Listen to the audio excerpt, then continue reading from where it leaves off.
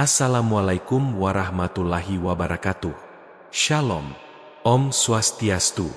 Namo Buddhaya. Salam kebajikan. Rahayu.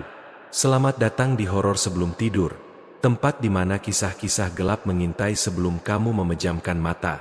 Tapi sebelum kita mulai, yuk jawab salam tadi dengan tulus, dari hati yang bersih. Karena bagi yang menjawab salam dan sudah subscribe channel ini, saya doakan semoga kalian selalu dalam lindungan Tuhan Yang Maha Esa, dijauhkan dari gangguan yang kasat maupun tak kasat mata. Karena percaya atau tidak kadang, yang kita dengar bisa ikut pulang. Bogor selalu basah, bukan hanya oleh hujan, tapi juga oleh keringat orang-orang yang tiap hari berjuang mencari sesuap nasi dari pasar ke pasar. Salah satu sudut paling ramai di pasar tradisional daerah Cijeruk adalah tempat biasa Mang Wirya mangkal, menjajakan cungkringnya. Sudah hampir 10 tahun Mang Wirya berjualan di situ. Gerobaknya dulu lusuh, catnya mengelupas, rodanya kadang macet. Tapi cungkring buatan tangan tuanya tetap punya pelanggan setia, meski tak pernah bikin kaya. Namun pagi itu, warga pasar dikejutkan oleh pemandangan yang berbeda. Mang Wirya datang dengan gerobak baru, berwarna biru tua mengilat, bergaris kuning emas di pinggir-pinggirnya, kaca bening di sisi samping yang memantulkan sinar matahari seperti kaca mobil. Roda-roda kayu lama digantikan ban sepeda besar berlapis logam. Bahkan ada lampu kecil di atasnya yang menyala redup meski matahari sudah tinggi. Di atas gerobak tertera tulisan, "Cungkring khas Mang Wirya, asli Bogor," dengan huruf timbul seperti dicetak oleh tukang reklame mahal. Pedagang di kanan kirinya, Ujang si tukang es cendol, dan Mak Inah penjual gorengan, hanya bisa melongo. "Kapan ganti gerobak, Mang?" tanya Ujang sambil mengelap keringat dari dahi. "Baru seminggu lalu, Jang. Ada rezeki lebih," jawab Mang Wirya singkat. Tak banyak yang berani bertanya lebih dalam. Orang tua itu dikenal baik, rajin sholat, dan tak banyak omong. Tapi siapapun tahu bahwa rezeki mendadak seperti itu selalu bikin penasaran. Apalagi bagi pedagang kecil yang sehari-harinya bergantung dari kembalian receh. Tapi yang lebih mengejutkan bukan hanya gerobaknya. Dalam waktu 2 hari, pembeli cungkring Mang Wirya melonjak drastis. Jika biasanya hanya ada 5-10 pembeli dalam sehari, kini antrean sudah mengular sejak pukul 7 pagi.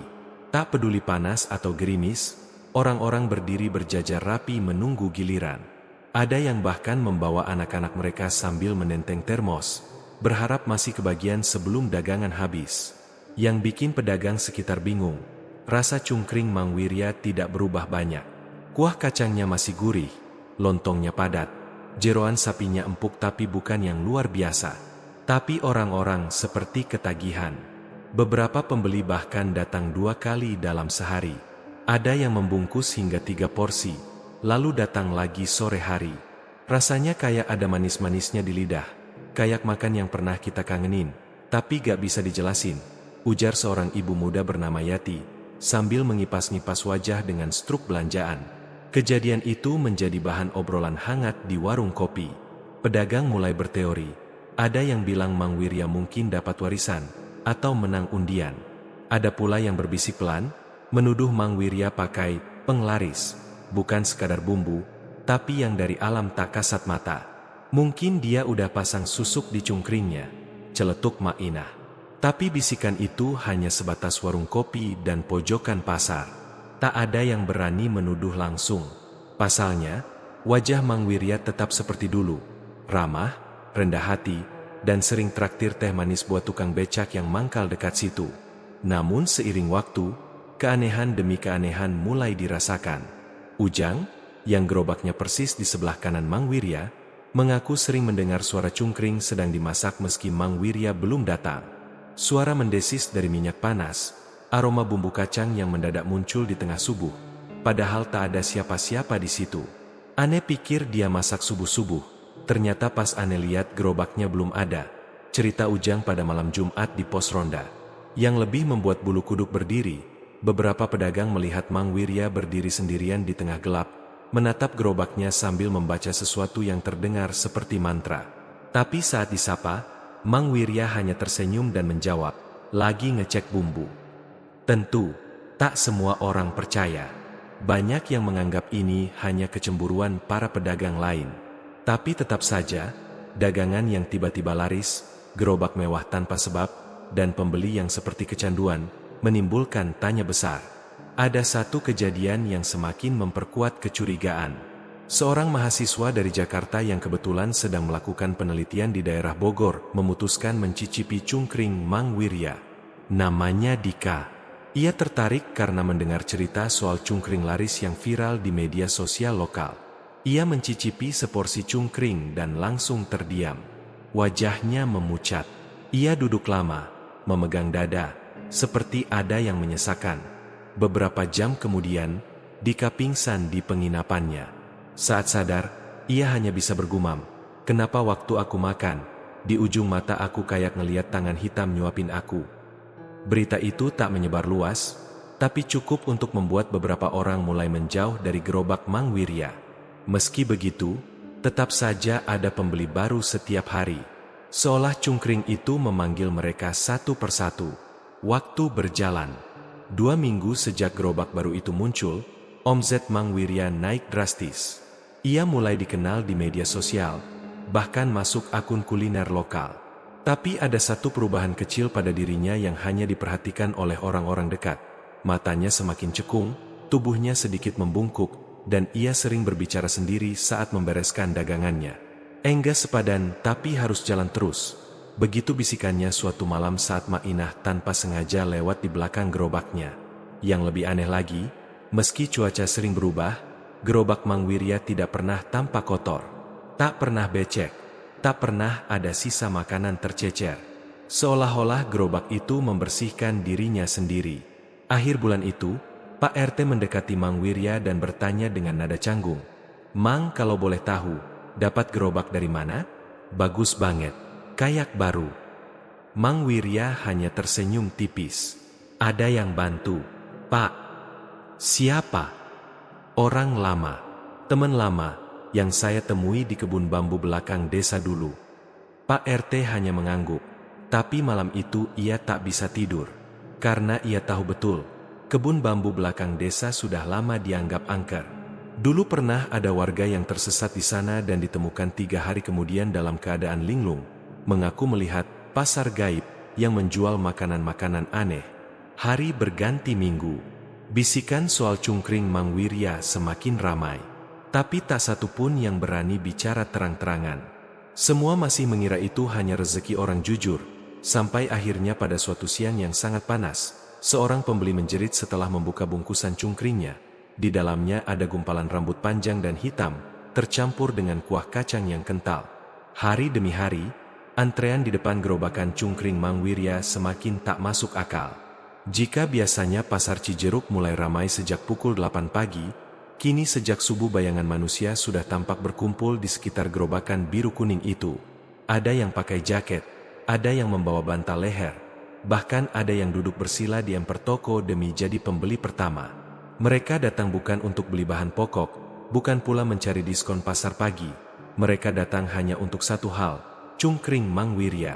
Ujang, yang gerobaknya hanya selemparan sandal dari tempat Mang Wirya mangkal, merasa jengkel bukan main. Dulu MAH paling rame juga orang sarapan lewat doang. Sekarang kayak antre sembako gratis. Gerutunya sambil menatap puluhan kepala di depan gerobak saingannya itu. Anehnya, banyak pembeli baru yang bahkan bukan warga sekitar. Ada plat nomor dari Depok, Jakarta, bahkan Bekasi. Mereka datang dalam rombongan kecil. Ada yang membawa kamera HP. Ada pula yang live streaming sambil menggigit kikil dalam balutan bumbu kacang. Seorang influencer kuliner bahkan menyebut cungkring Mang Wirya sebagai rasa warisan leluhur. Aromanya kayak nostalgia masa kecil, tapi ada yang bikin merinding. Yang bikin warga sekitar geleng-geleng kepala. Banyak dari mereka yang sebenarnya sudah lama makan cungkring Mang Wirya, dan tahu betul rasanya dari dulu tidak berubah banyak. Bahkan, beberapa bilang, cungkring dari Mang Anto yang dagang di belakang masjid lebih gurih dan bumbunya lebih medok. Tapi tetap saja, gerobakan Mang Anto sepi. Mainah, Ujang, dan beberapa pedagang lain mulai merasa dagangan mereka terdampak. Jualan gorengan jadi basi, es cendol tak laku, Bahkan warung kopi langganan tukang ojek jadi jarang disinggahi karena semua pelanggan lebih memilih duduk di dekat gerobakan Mang Wirya, makan cungkring sambil nyeruput kuah kacang yang entah kenapa selalu panas. Ini bukan cuma soal rasa, pasti ada yang lain, bisik Mak Inah kepada Ujang suatu pagi. Ujang mengangguk pelan. Kadang gua lihat mata pembelinya kosong. Inah, kayak orang yang gak sadar dia ngapain di situ. Pernyataan Ujang ada benarnya. Banyak pembeli yang datang berulang kali dalam sehari. Ada remaja laki-laki yang selalu datang jam 7 pagi, lalu muncul lagi jam 2 siang, dan terkadang malam hari. Seorang ibu rumah tangga bahkan mengaku 3 malam berturut-turut ia mimpi makan cungkring dari tangan panjang dan kurus yang muncul dari kuali. Waktu bangun, rasanya kenyang banget tapi perut kayak diaduk-aduk, ujar ibu itu dengan nada getir saat bercerita kepada tetangganya. Yang membuat warga makin resah, pembeli-pembeli itu tak pernah banyak bicara. Mereka datang, duduk, makan, lalu pergi. Jarang ada yang menyapa atau berbasa-basi seperti lazimnya suasana pasar.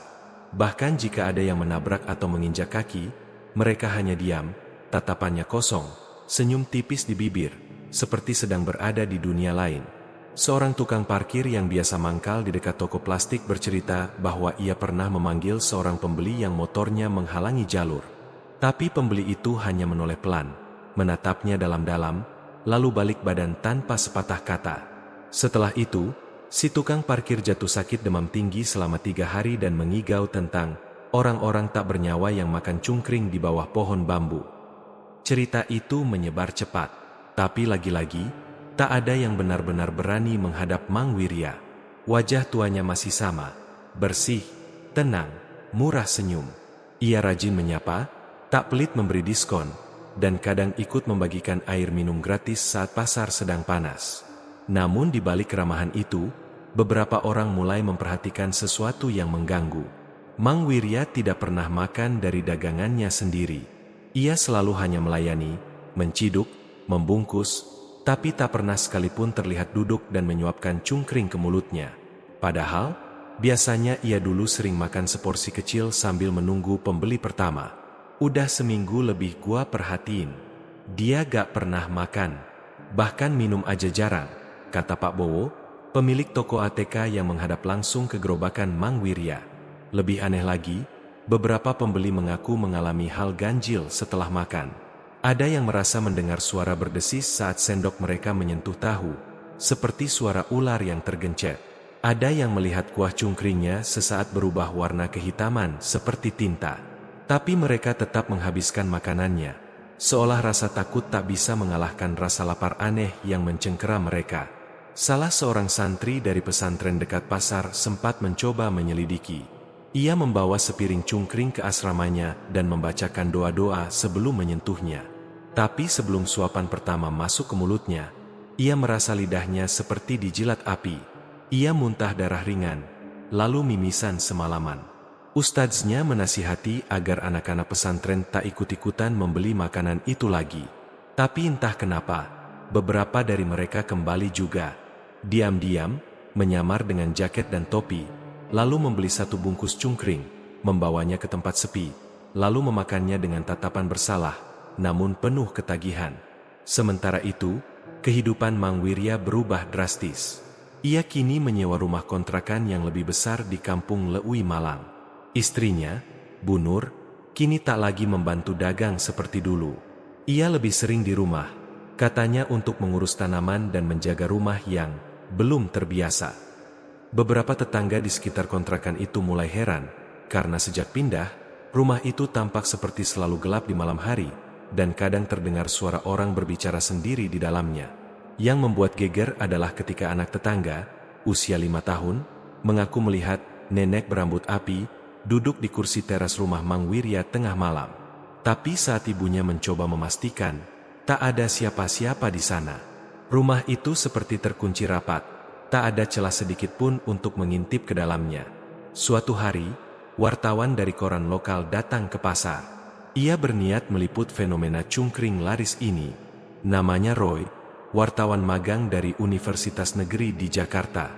Ia mulai wawancara beberapa pembeli, lalu mencoba ngobrol langsung dengan Mang Wirya. Tapi Mang Wirya menolak halus. "Saya cuma jualan cungkring biasa, Mas. Nggak ada yang aneh," ujarnya sambil tersenyum. Namun tangan kanannya terus mengaduk cungkring meski tidak sedang melayani siapapun. Roy menulis artikel panjang, tapi saat akan mengunggah fotonya ke komputer, semua file gambar gerobak Mang Wirya rusak. File-file itu menunjukkan gambar yang aneh.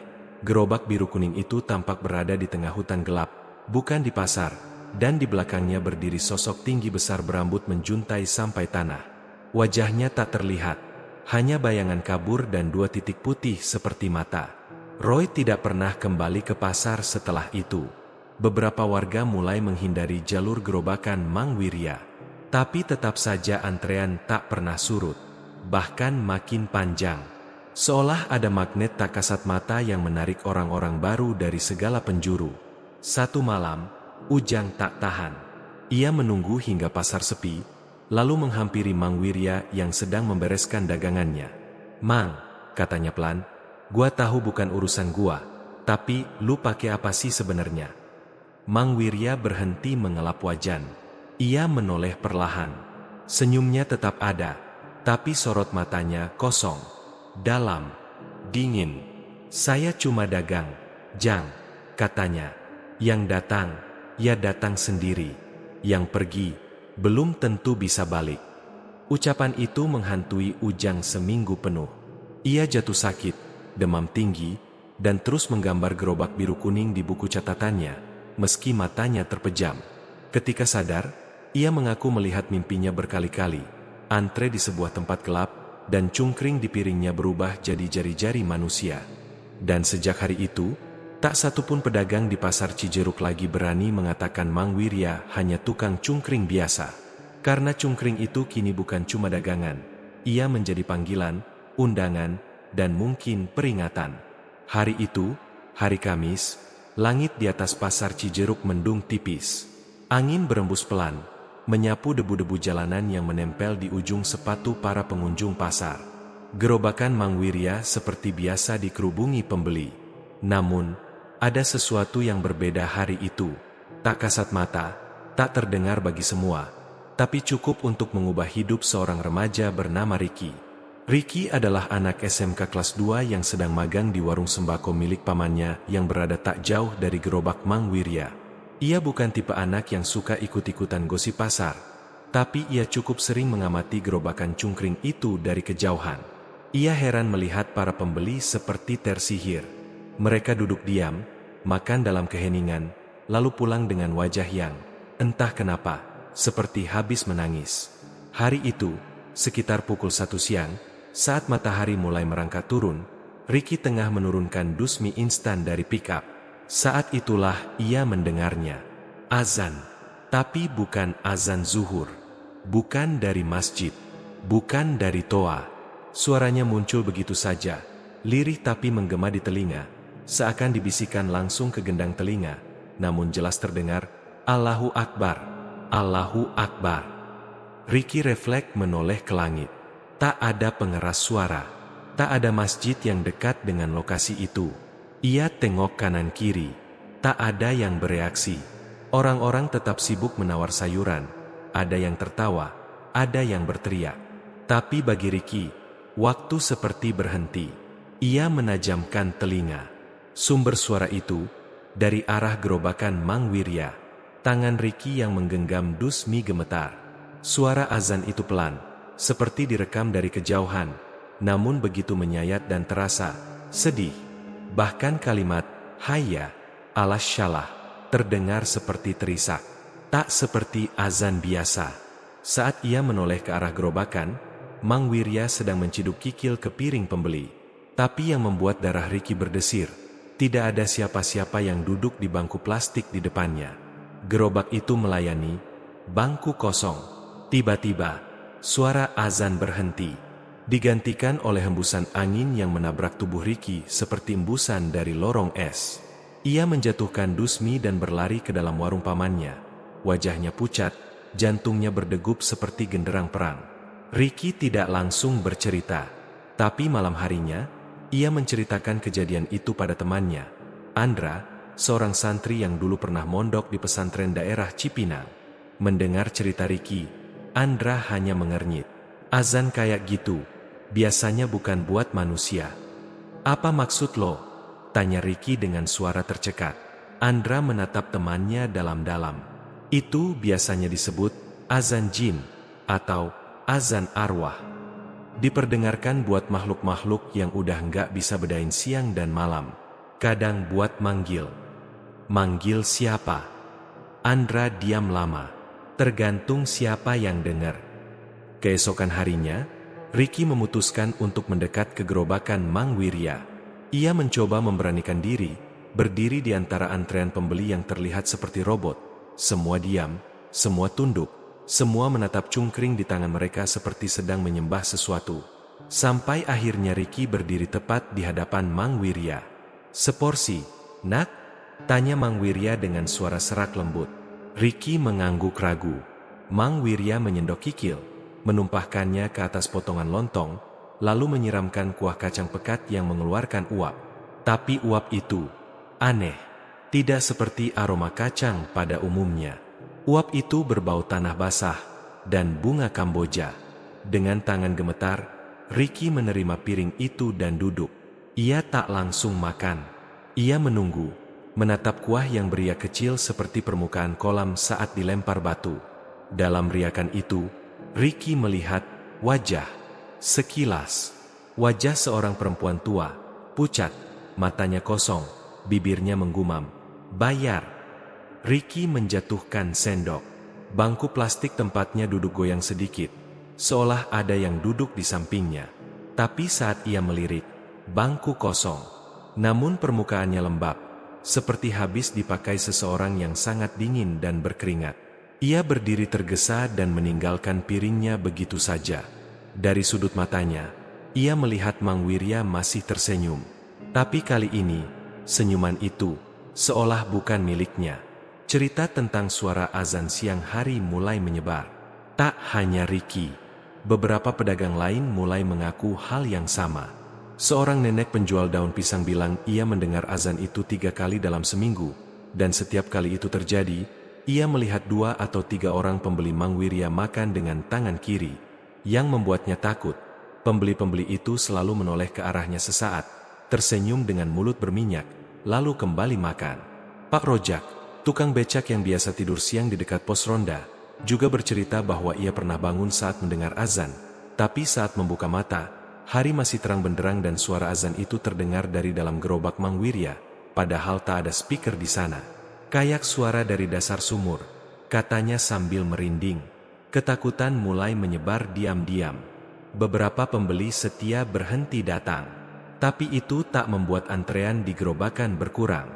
Justru wajah-wajah baru terus berdatangan.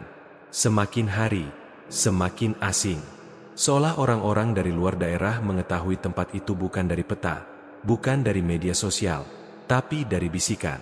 Ada satu wajah yang sangat diingat Riki. Seorang laki-laki paruh baya dengan pakaian rapi, membawa koper kecil, datang naik angkot, turun di depan pasar, lalu langsung menuju gerobakan. Ia makan cepat-cepat, lalu tertunduk di bangku selama 5 menit. Setelah itu berdiri, mata kosong, dan berjalan pelan ke arah utara, ke arah jalan kecil yang menuju hutan bambu. Riki mengikuti dari jauh.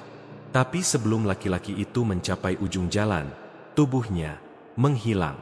Bukan menyeberang, bukan belok, menghilang. Seperti asap. Malam itu, Riki demam tinggi. Ia mengigau sambil menyebut-nyebut kalimat aneh. "Haya, haya, haya, alal cungkring." Ibunya panik dan memanggil ustadz kampung. Saat dibacakan doa, Riki muntah.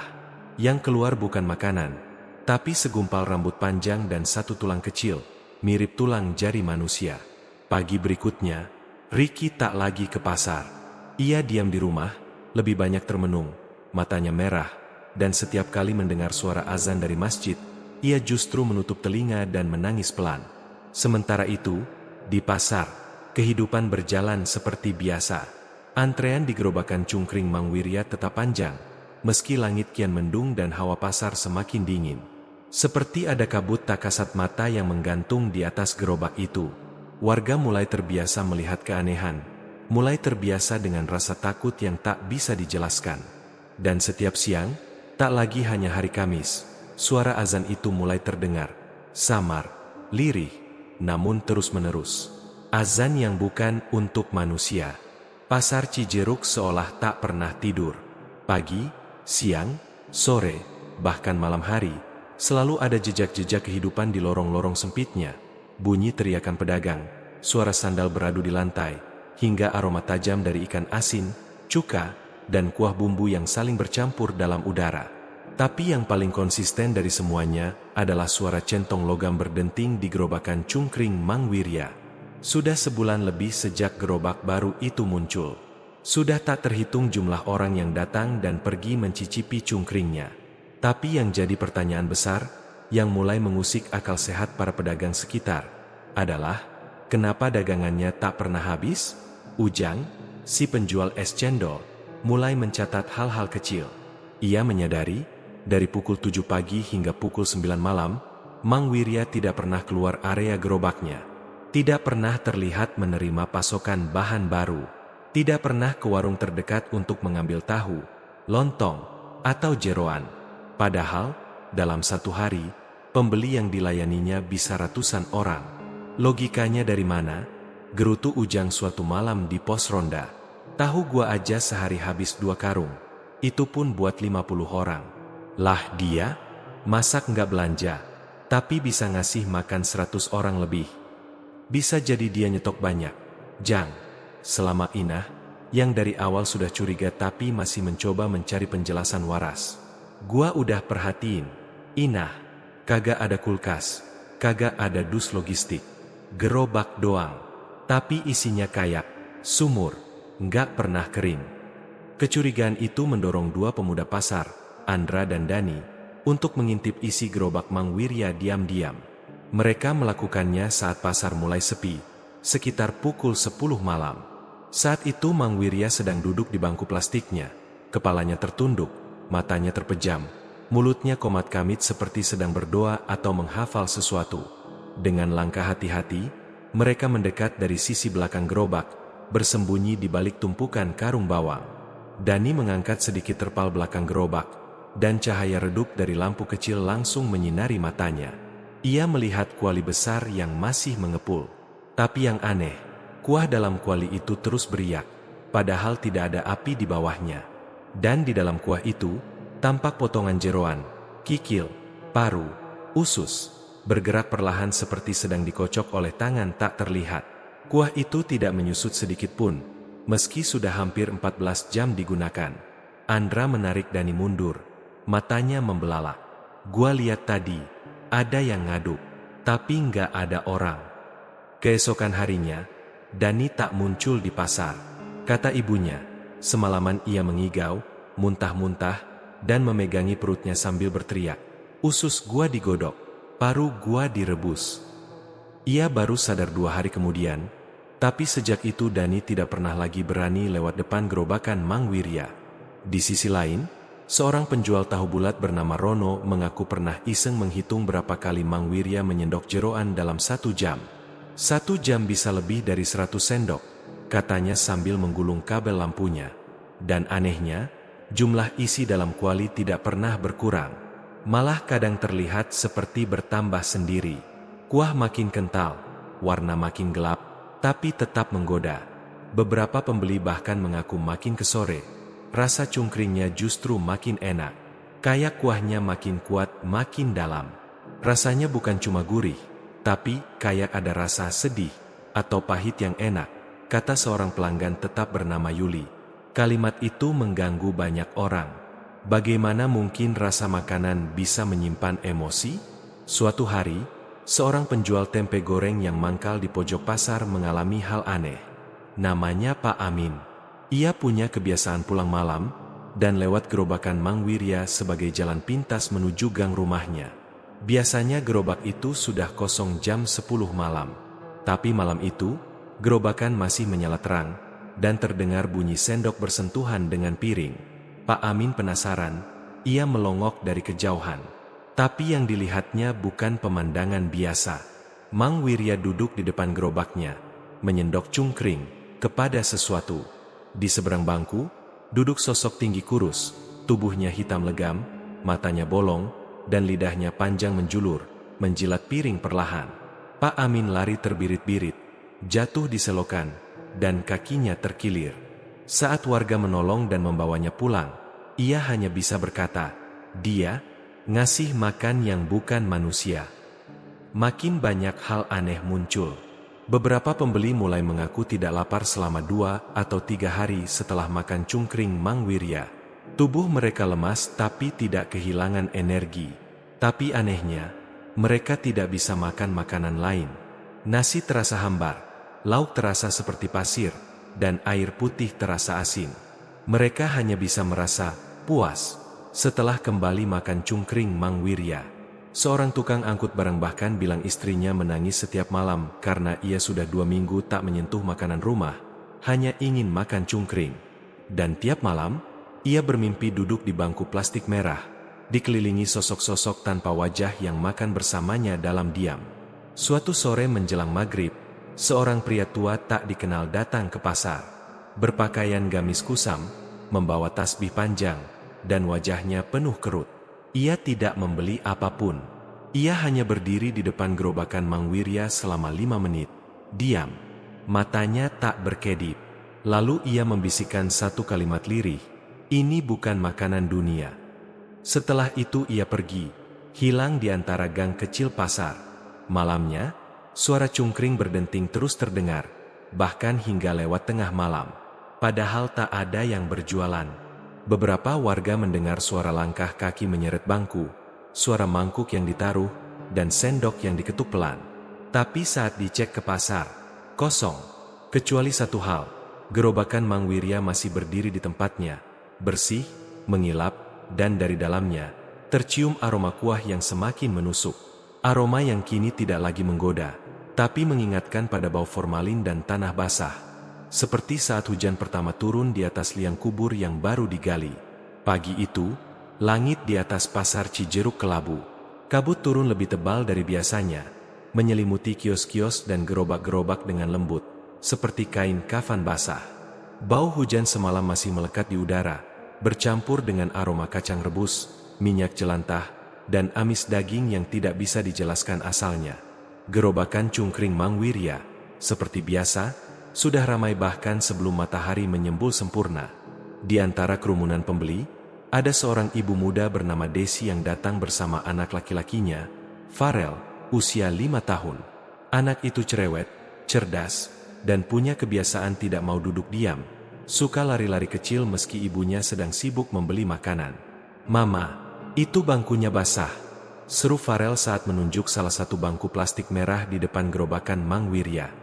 Desi menoleh dan melihat bangku itu memang basah. Tapi bukan basah karena embun. Permukaan plastiknya tampak mengilap seperti habis dilap dengan air berwarna gelap. Ia kira hanya sisa embun atau kuah tumpah. Ia abaikan. "Jangan duduk di situ." "Ya, duduk sini aja," kata Desi menarik tangan Farel ke bangku lain yang tampak kering. Tapi seperti anak-anak pada umumnya, Farel tak bisa diam. Saat ibunya sibuk memesan, Farel lari kecil dan, brak, tersandung tepat di depan bangku basah tadi. Anak itu menangis seketika, tapi bukan karena sakit, melainkan karena kedua tangannya, saat menopang tubuh saat jatuh, berlumuran cairan merah gelap. "Darah!" teriak Desi kaget, segera menghampiri anaknya dan menariknya menjauh. Tangan Farel benar-benar berwarna merah. Cairannya kental, menetes dari jemarinya, dan menodai baju sekolah kecil yang ia kenakan. Beberapa pembeli menoleh. Ada yang terdiam. Ada yang mulai berbisik. Desi panik. Ia mengambil tisu dari tas, menyeka tangan anaknya. Tapi yang membuat bulu kuduknya berdiri, tidak ada luka sama sekali di tangan Farel. Tidak lecet, tidak tergores, tidak memar. Tapi cairan itu nyata, terasa hangat. Berbau amis seperti darah sapi yang belum matang. Ia melihat ke bangku merah itu. Masih basah. Tapi saat diseka dengan tisu oleh salah satu pedagang yang penasaran, cairan itu menghilang begitu saja, seolah diserap oleh permukaan plastik. Bukan darah itu, mah. Cuma tumpahan kuah kali, celetuk seorang pembeli, meski wajahnya sendiri pucat. Tapi Desi tidak percaya.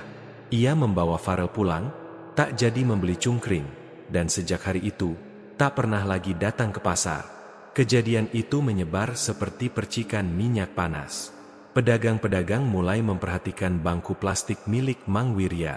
Ada 4 bangku, semuanya merah, semua tampak biasa saja jika dilihat sekilas. Tapi beberapa orang bersumpah, jika diperhatikan saat senja atau dini hari, bangku-bangku itu kadang terlihat lebih gelap, seperti dilapisi lapisan tipis kabut hitam. Dan setiap bangku selalu seperti habis dipakai. Permukaannya lembab, kadang meninggalkan bekas bentuk bokong meski tak ada yang baru saja duduk. Gua pernah lihat, bangku itu ditarik sendiri. Nggak ada angin, nggak ada orang. Tiba-tiba bergeser dikit, kayak buat ngasih ruang duduk.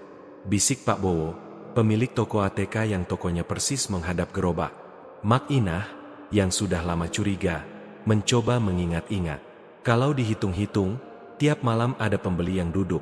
Tapi jumlahnya lebih banyak dari jumlah bangku. Tapi anehnya, gak pernah ada yang berdiri nunggu. Selalu langsung duduk. Entah di mana. Beberapa hari kemudian, seorang petugas kebersihan pasar yang biasa berjaga malam, Pak Tarsan, mengalami kejadian serupa. Sekitar pukul 1:30 pagi, ia lewat depan gerobakan Mang Wirya yang saat itu sudah tutup. Tapi bangku-bangkunya masih di luar. Ia menghampiri untuk menggeser bangku ke pinggir agar tidak menghalangi jalur troli.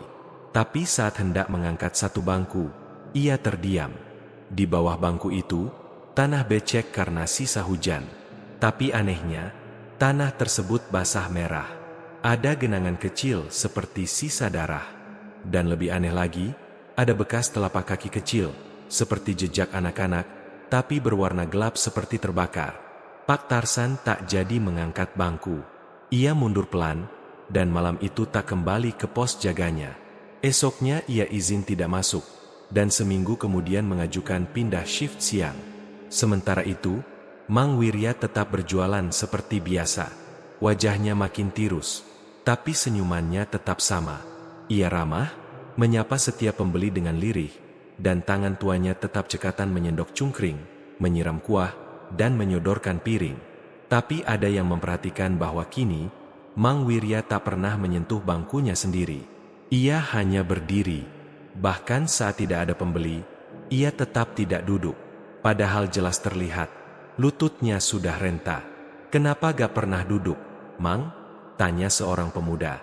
Mang Wirya tersenyum, tapi jawabannya membuat si pemuda menggigil. Bangku itu sudah ada yang punya tempatnya masing-masing. Hari-hari berikutnya, beberapa pembeli mulai mengeluh. Ada yang merasa dingin tiba-tiba saat duduk. Ada yang merasa dipelototi dari arah belakang. Dan paling banyak, mereka mengaku saat makan, merasa seperti ada yang duduk di samping mereka. Padahal saat dilirik, kosong. Salah satu kejadian paling menyeramkan dialami oleh Rina, mahasiswi yang sedang KKN dan kebetulan singgah ke pasar. Ia memesan seporsi cungkring. Duduk di bangku paling kanan. Saat sedang makan, ia mendengar seseorang di sampingnya berkata pelan, "Enak, ya, dagingnya lebih segar malam ini." Rina menoleh. Tak ada siapa-siapa. Tapi suara itu terdengar tepat di telinganya, seolah dibisikkan oleh mulut yang nyaris menyentuh daun telinga. Ia pingsan di tempat. Saat dibawa ke klinik terdekat dan siuman, ia terus menggumam sambil menggigit lidah. "Jangan duduk di bangku kanan, jangan duduk di bangku kanan, yang duduk di situ gak bisa pulang." Setelah itu, bangku kanan selalu kosong.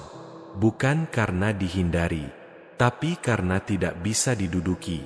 Setiap kali seseorang mencoba duduk, bangku itu terasa basah, dingin, dan membuat perut langsung mulas. Bahkan ada yang tiba-tiba mimisan begitu bokongnya menyentuh permukaan bangku. Sampai akhirnya, Mang Wirya sendiri menggantung kertas kecil di bangku itu. "Bangku rusak, mohon jangan dipakai."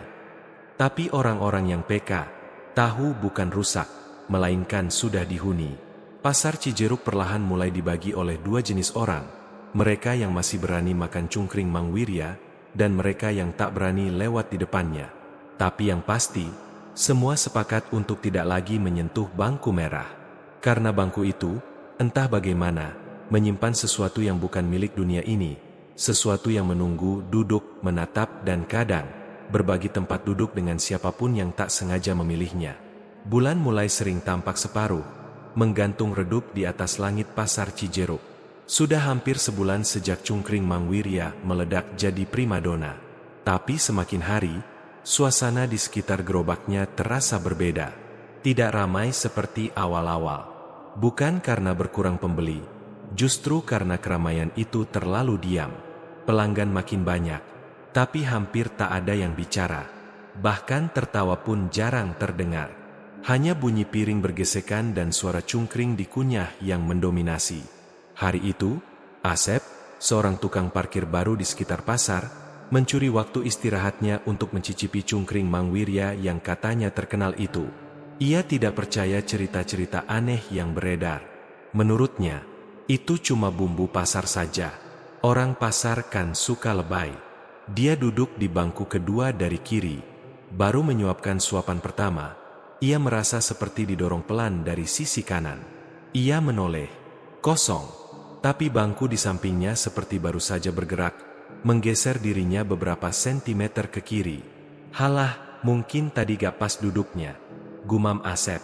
Tapi saat hendak menyendok lagi, ia mendengar sesuatu.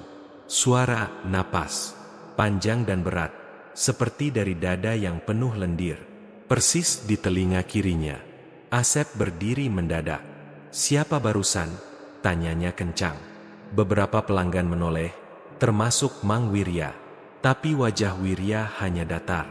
Ia melanjutkan menyendok lontong ke piring pelanggan lain tanpa menanggapi. Gak ada siapa-siapa, Bang, jawab seorang ibu dengan suara pelan, tak berani menatap Asep langsung. Malam itu, Asep tak habis makan.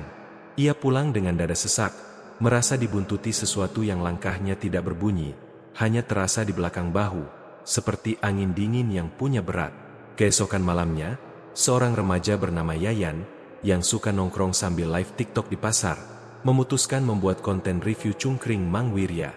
Ia membawa ring light kecil, tripod, dan kamera ponselnya. Guys, kita lagi di Cijeruk. Nih, ini gerobakan cungkring yang katanya laris karena pesugihan, katanya sambil menunjuk ke arah Mang Wirya yang tampak sibuk seperti biasa. Ia duduk di bangku paling ujung kiri, menaruh HP-nya untuk merekam.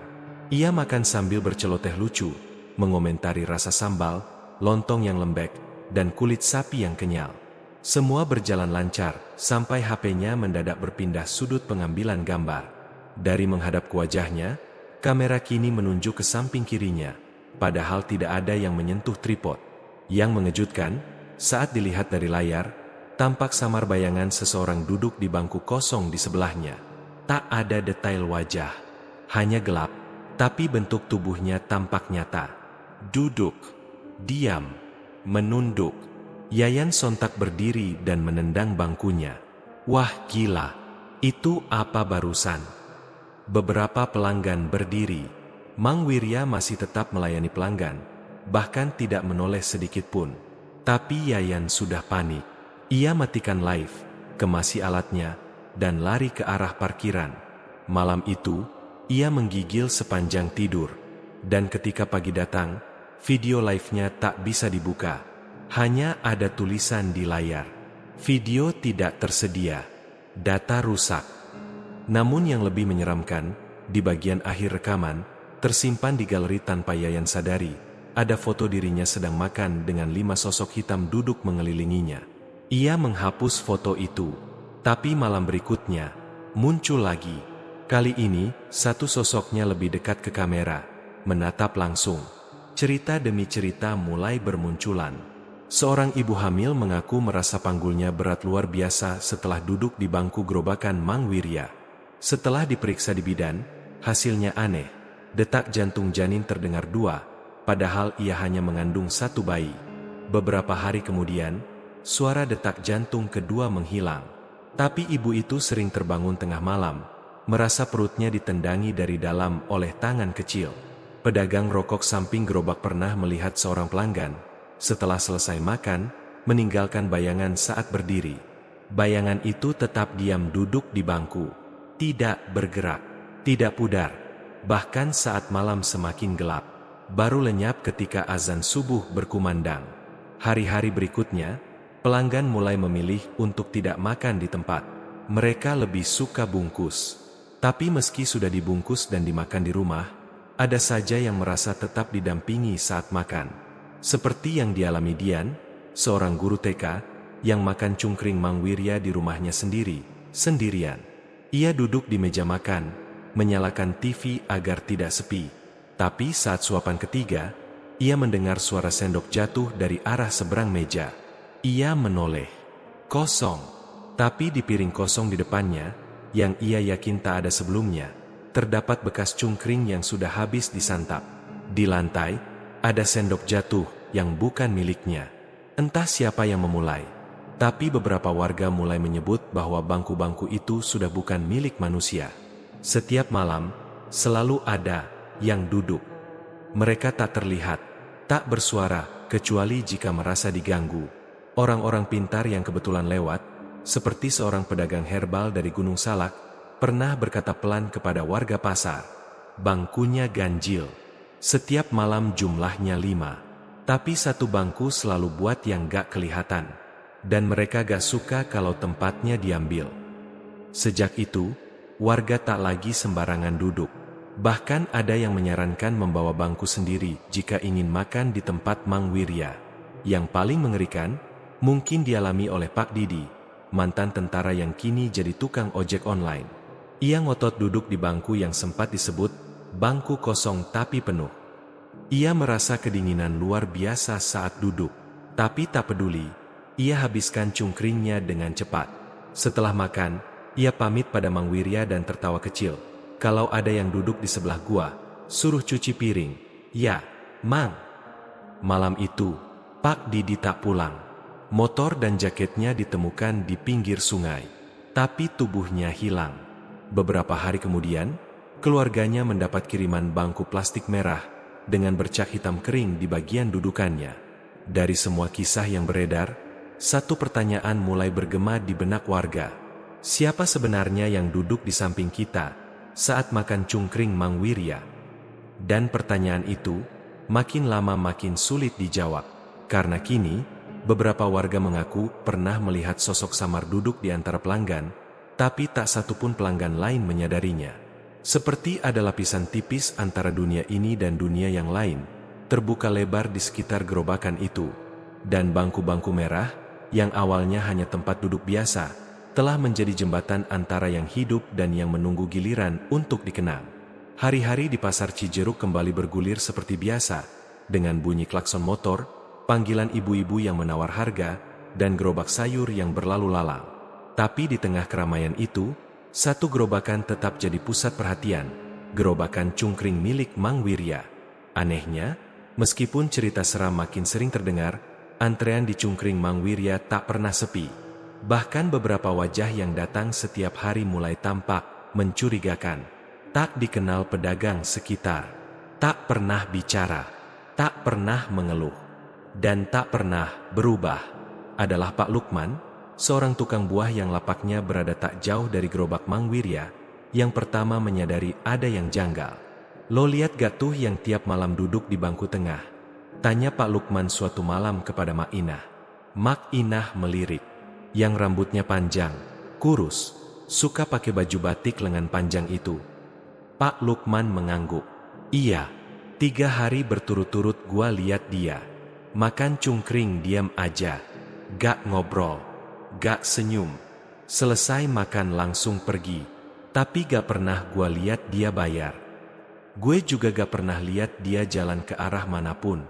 Cuma duduk, tahu-tahu hilang," bisik Mak Inah, meremas-remasan daun kemangi di tangannya sampai lemas. Rasa penasaran membuat Pak Lukman mencoba lebih jeli malam itu. Ia memerhatikan dari kejauhan, pura-pura sibuk menata buah. Sosok itu kembali datang. Duduk tepat pukul 19.17, seperti malam-malam sebelumnya. Tak ada suara langkah, tak ada suara bangku bergeser. Hanya tahu-tahu sudah duduk. Ia duduk di bangku tengah, kepala menunduk, rambut hitam panjang menutupi sebagian wajah, baju batik lusuh, dengan ujung lengan yang terlalu panjang hingga menutupi ujung jari, tidak bergerak, kecuali saat perlahan menyuap cungkring ke mulutnya yang tak kelihatan jelas. Mang Wirya menyajikannya seperti biasa, seolah itu pelanggan biasa. Tapi saat Pak Lukman mencoba mendekat, mengintip lewat bayangan kaca gerobak, tubuhnya bergetar. Refleksi di kaca tidak sama. Sosok itu tak terlihat di pantulan. Yang ada hanyalah bangku kosong yang tampak basah. Ia mundur pelan, menahan napas. Saat menoleh ke arah bangku aslinya, sosok itu menoleh balik. Tapi yang lebih mengejutkan, mata di wajah itu tidak ada. Hanya dua lubang hitam berlendir, dan senyum lebar seperti teriris pisau di pipi kiri. Pak Lukman tersungkur. Ketika ia bangkit lagi, sosok itu telah tiada. Tapi sisa cungkring masih ada di piring. Dan ujung-ujung rambut panjang tertinggal di permukaan bangku. Cerita pelanggan misterius menyebar. Tapi bukan cuma satu sosok. Semakin diperhatikan, ternyata ada 3 wajah yang selalu datang. Duduk di bangku yang sama, jam yang sama, hari demi hari. Mereka tidak pernah berbicara, tidak pernah berganti baju, tidak pernah menatap siapapun. Hanya makan. Perlahan, lalu menghilang. Beberapa warga mulai memanggil mereka pelanggan tetap. Tapi tidak ada yang tahu nama, tidak ada yang tahu asal, dan tidak ada yang tahu apa yang sebenarnya mereka makan.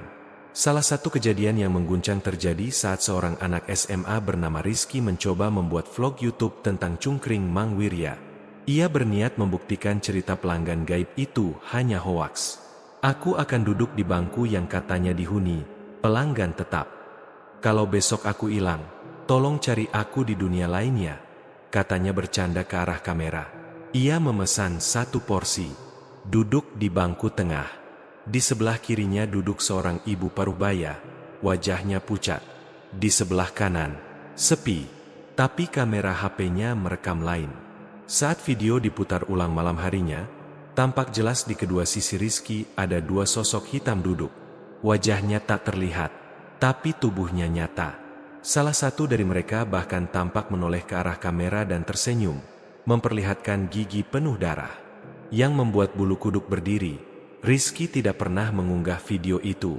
Malam itu, ia ditemukan ibunya duduk menghadap dinding, membenturkan kepalanya perlahan ke tembok sambil berkata berulang-ulang, "Mereka lapar. Mereka makan aku sedikit-sedikit." Semenjak itu, semakin banyak warga menjauhi gerobakan Mang Wirya. Tapi anehnya, bangku-bangku itu tetap terisi. Bahkan saat tidak ada manusia duduk, suara sendok yang bergesekan, atau seruputan kuah hangat, tetap terdengar. Beberapa orang bersumpah mendengar tawa kecil anak-anak dan bisikan dalam bahasa asing yang tidak mereka mengerti.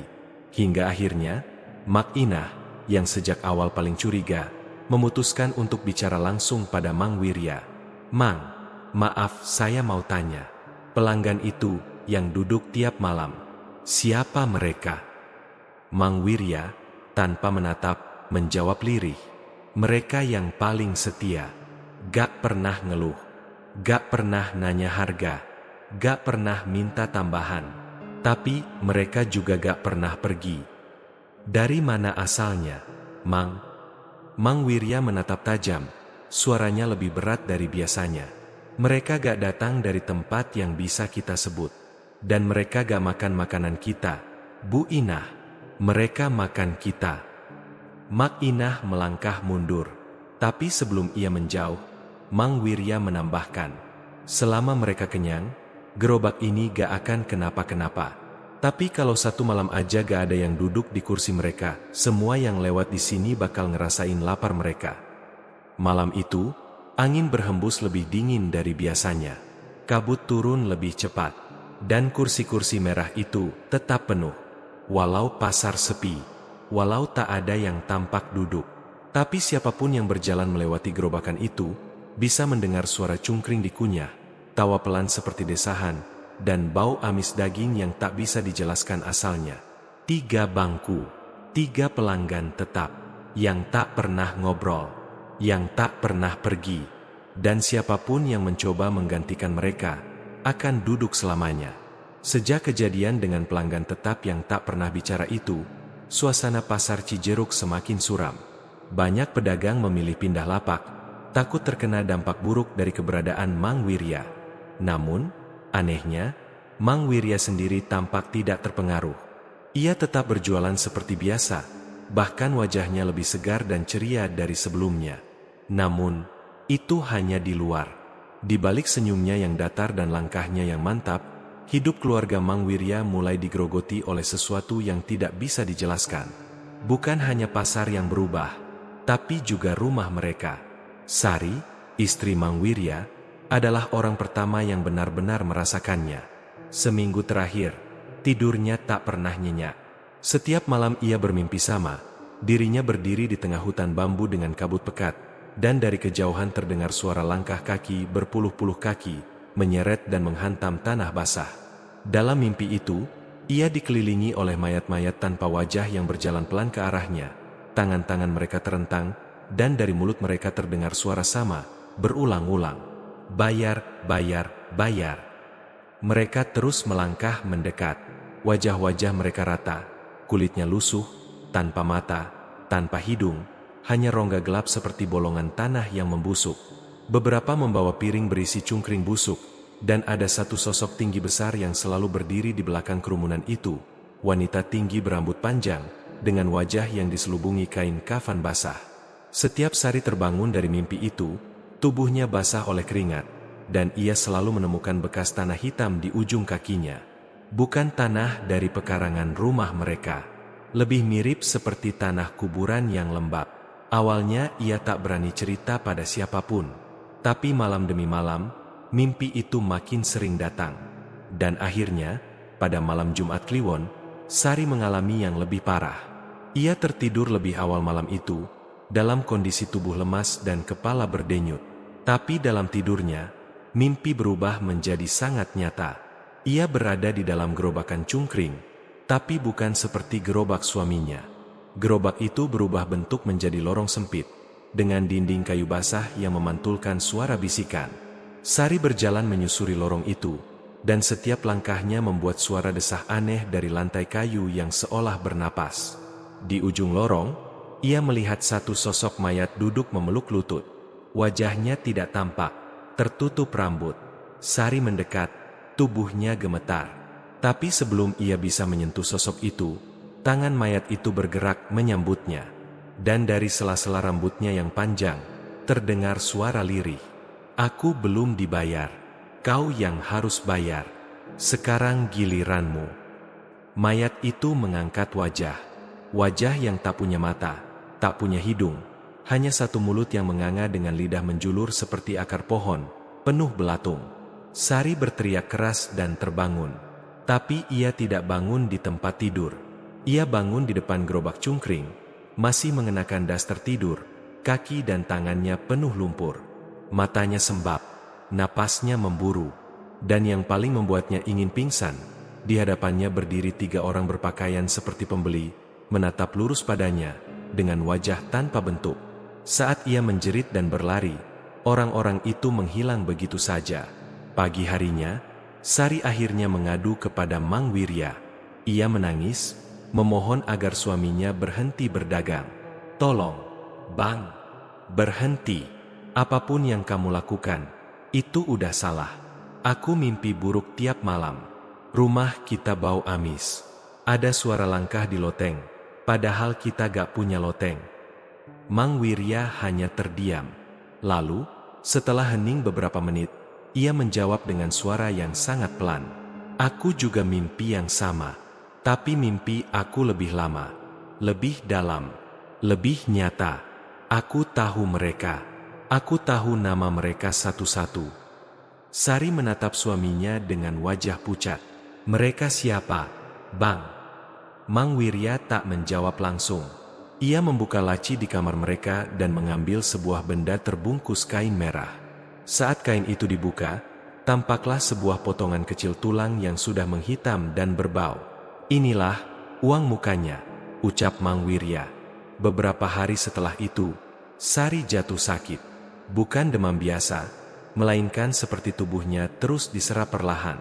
Kulitnya menjadi abu-abu, matanya cekung, dan rambutnya rontok dalam jumlah yang tidak wajar. Dokter tidak bisa menemukan penyebab pasti.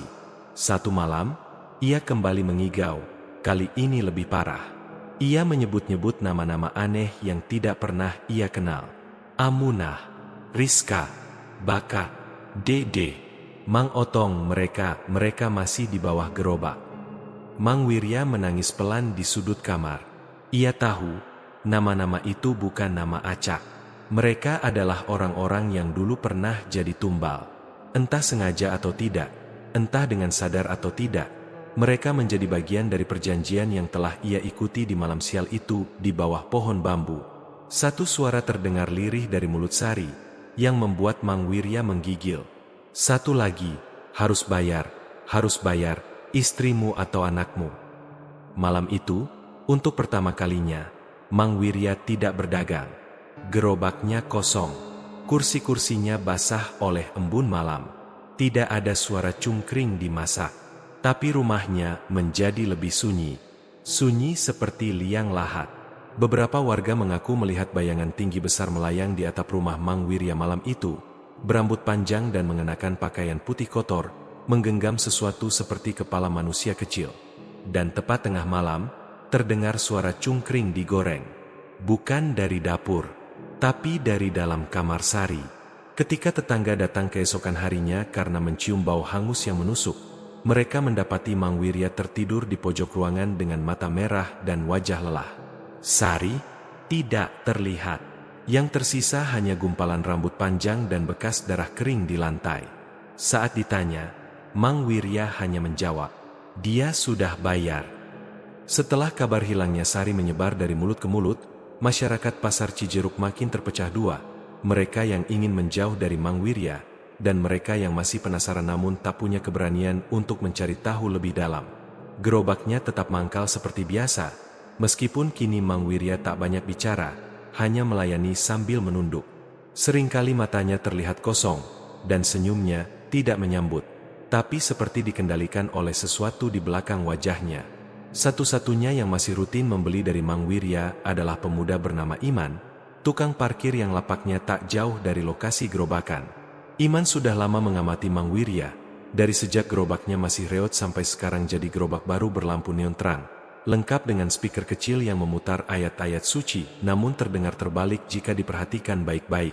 Rasa ingin tahu Iman makin menjadi-jadi, apalagi setelah mendengar cerita bahwa istri Mang Wirya pindah ke kampung, padahal tetangga dekat mengaku tak melihat satupun tanda kepindahan. Bahkan malam sebelum kabarnya menghilang, mereka mendengar suara cungkring digoreng di tengah malam, lalu sunyi panjang seperti napas terakhir yang tertahan. Hingga akhirnya pada malam Sabtu, saat Mang Wirya terlihat pergi sebentar ke warung kopi, Iman memberanikan diri untuk mengintip ke dalam gerobak itu. Gerobak itu tampak biasa dari luar, bersih, rapi, bahkan aromanya menggoda. Tapi saat Iman mendekat, udara di sekeliling gerobak terasa lebih dingin. Kabut tipis menggantung di bawah lampu jalan. Iman menarik napas, mengedarkan pandangan, lalu perlahan membuka pintu kecil di samping gerobak yang biasa digunakan Mang Wirya untuk mengambil bahan dari dalam. Awalnya ia hanya melihat susunan plastik, wadah-wadah lontong, tahu, dan kikil biasa. Namun matanya langsung tertarik pada bagian dalam dinding gerobak yang dilapisi triplek coklat. Di sana, tergambar lukisan besar berwarna merah tua, bukan cat biasa, lebih menyerupai darah kering yang mengelupas. Gambar itu menampilkan seorang wanita tinggi, mengenakan kebaya hitam dan selendang panjang. Matanya ditutup, namun dari matanya keluar benang-benang hitam menjulur hingga ke bawah dagu.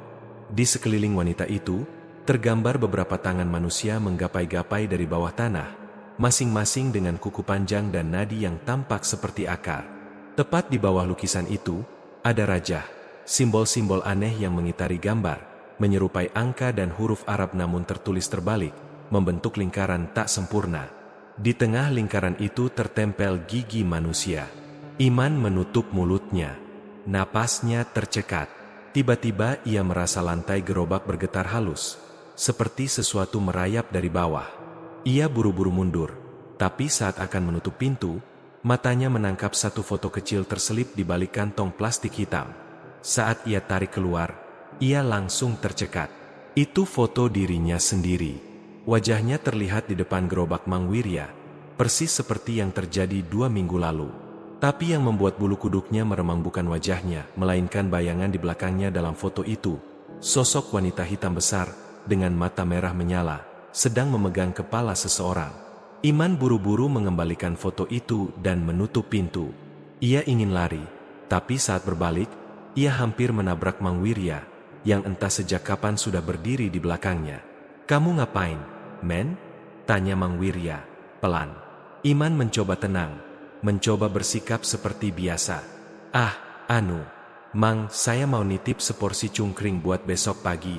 Kan biasanya cepet habis." Mang Wirya tersenyum. Tapi kali ini senyumnya membuat Iman ingin muntah. "Boleh. Tapi kamu udah masuk terlalu dalam. Jadi, nanti jangan kaget kalau mimpimu berubah. Kadang, yang numpang mimpi bisa ikut pulang ke dunia nyata." Malam itu, Iman tidak bisa tidur. Setiap kali memejamkan mata, ia melihat gerobak itu terbuka seperti mulut, dengan lidah berupa lapak cungkring dan gigi-gigi dari tulang belulang. Dan dari dalamnya muncul wanita tinggi itu, merangkak keluar dengan tubuh patah-patah seperti bangkai yang dipaksa hidup. Keesokan harinya, Iman tak datang ke pasar. Beberapa orang mengira ia sakit. Tapi setelah 2 hari berturut-turut tak terlihat, warga mendatangi kos-kosannya. Pintu kamarnya terkunci dari dalam. Setelah dibuka paksa, mereka menemukannya tergeletak di lantai dalam posisi aneh, seperti sedang bersujud menghadap foto gerobak cungkring. Matanya terbuka lebar, bola matanya hampir copot, dan mulutnya penuh cungkring yang sudah busuk. Polisi sempat turun tangan, namun karena tak ada tanda penganiayaan, kematiannya dinyatakan sebagai keracunan makanan. Tak ada yang menyambungkan dengan gerobak Mang Wirya secara resmi. Tapi orang-orang pasar tahu. Semua tahu. Hanya saja tak ada yang berani bicara. Beberapa malam setelah itu, terdengar kabar bahwa seorang santri muda yang baru pulang mondok di Cianjur, bernama Rizal, tertarik untuk menyelidiki lebih jauh tentang gerobak Mang Wirya, setelah mendengar dari adiknya tentang lukisan dan rajah di dalamnya. "Kalau benar ada rajah dan gambar seperti itu," ujar Rizal pada warga, "itu bukan sekadar hiasan. Itu perjanjian. Dan setiap perjanjian gaib, pasti butuh pembayarannya." Saat seseorang bertanya, "Kalau begitu, siapa yang bayar, Zal?" Rizal hanya menjawab pendek, "Semua yang makan dari gerobak itu, sudah bayar dengan 1/2 dari hidupnya. Tinggal nunggu giliran." Namanya Dedi, seorang guru honorer yang biasa pulang mengajar sore hari dan sesekali mampir ke pasar Cijeruk untuk beli makan. Sifatnya pendiam, penyendiri, dan tak banyak bergaul dengan warga sekitar. Tapi satu hal yang membuatnya dikenali, ia pelanggan tetap cungkring Mang Wirya sejak sebulan terakhir. Setiap 2 hari sekali, Dedi akan mampir ke gerobak itu, memesan 1 bungkus cungkring komplit, dan duduk di bangku kecil dekat pohon mangga sambil makan diam-diam. Tidak pernah basa-basi, tak pernah mengeluh. Tapi sejak minggu lalu, Dedi menghilang.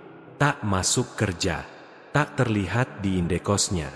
Teman-teman guru mengira ia pulang kampung, tapi pengelola kos bilang Dedi belum membayar sewa 2 minggu terakhir. Ponselnya tidak aktif. Dan saat kamar kosnya dibuka paksa, yang ditemukan hanyalah pakaian kerja yang masih rapi, sisa cungkring basi di atas piring, dan sebuah amplop coklat di atas meja belajar. Amplop itu ditujukan untuk siapapun yang menemukan ini. Di dalamnya, hanya ada 1 lembar surat, ditulis tangan dengan tinta hitam, dan bagian bawahnya buram, terkena air atau mungkin darah. Berikut isi suratnya. Bogor, 25 Juli 2025. "Aku tidak tahu siapa yang akan baca ini. Tapi kalau kau menemukan surat ini, berarti aku mungkin sudah tidak ada. Semuanya berawal dari cungkring Mang Wirya. Awalnya enak, aku suka. Tapi setelah makan ketiga, mulai ada mimpi aneh. Aku mimpi sedang duduk makan cungkring seperti biasa. Tapi pasar jadi sepi, gelap, hanya gerobak Mang Wirya yang menyala terang. Lalu tiba-tiba, gerobaknya terbuka lebar seperti mulut, dan aku tersedot masuk ke dalamnya. Di dalam sana bukan isi gerobak, tapi lorong panjang, basah, berisi suara jeritan orang yang seperti dipotong hidup-hidup. Dinding lorong itu terbuat dari tulang dan daging.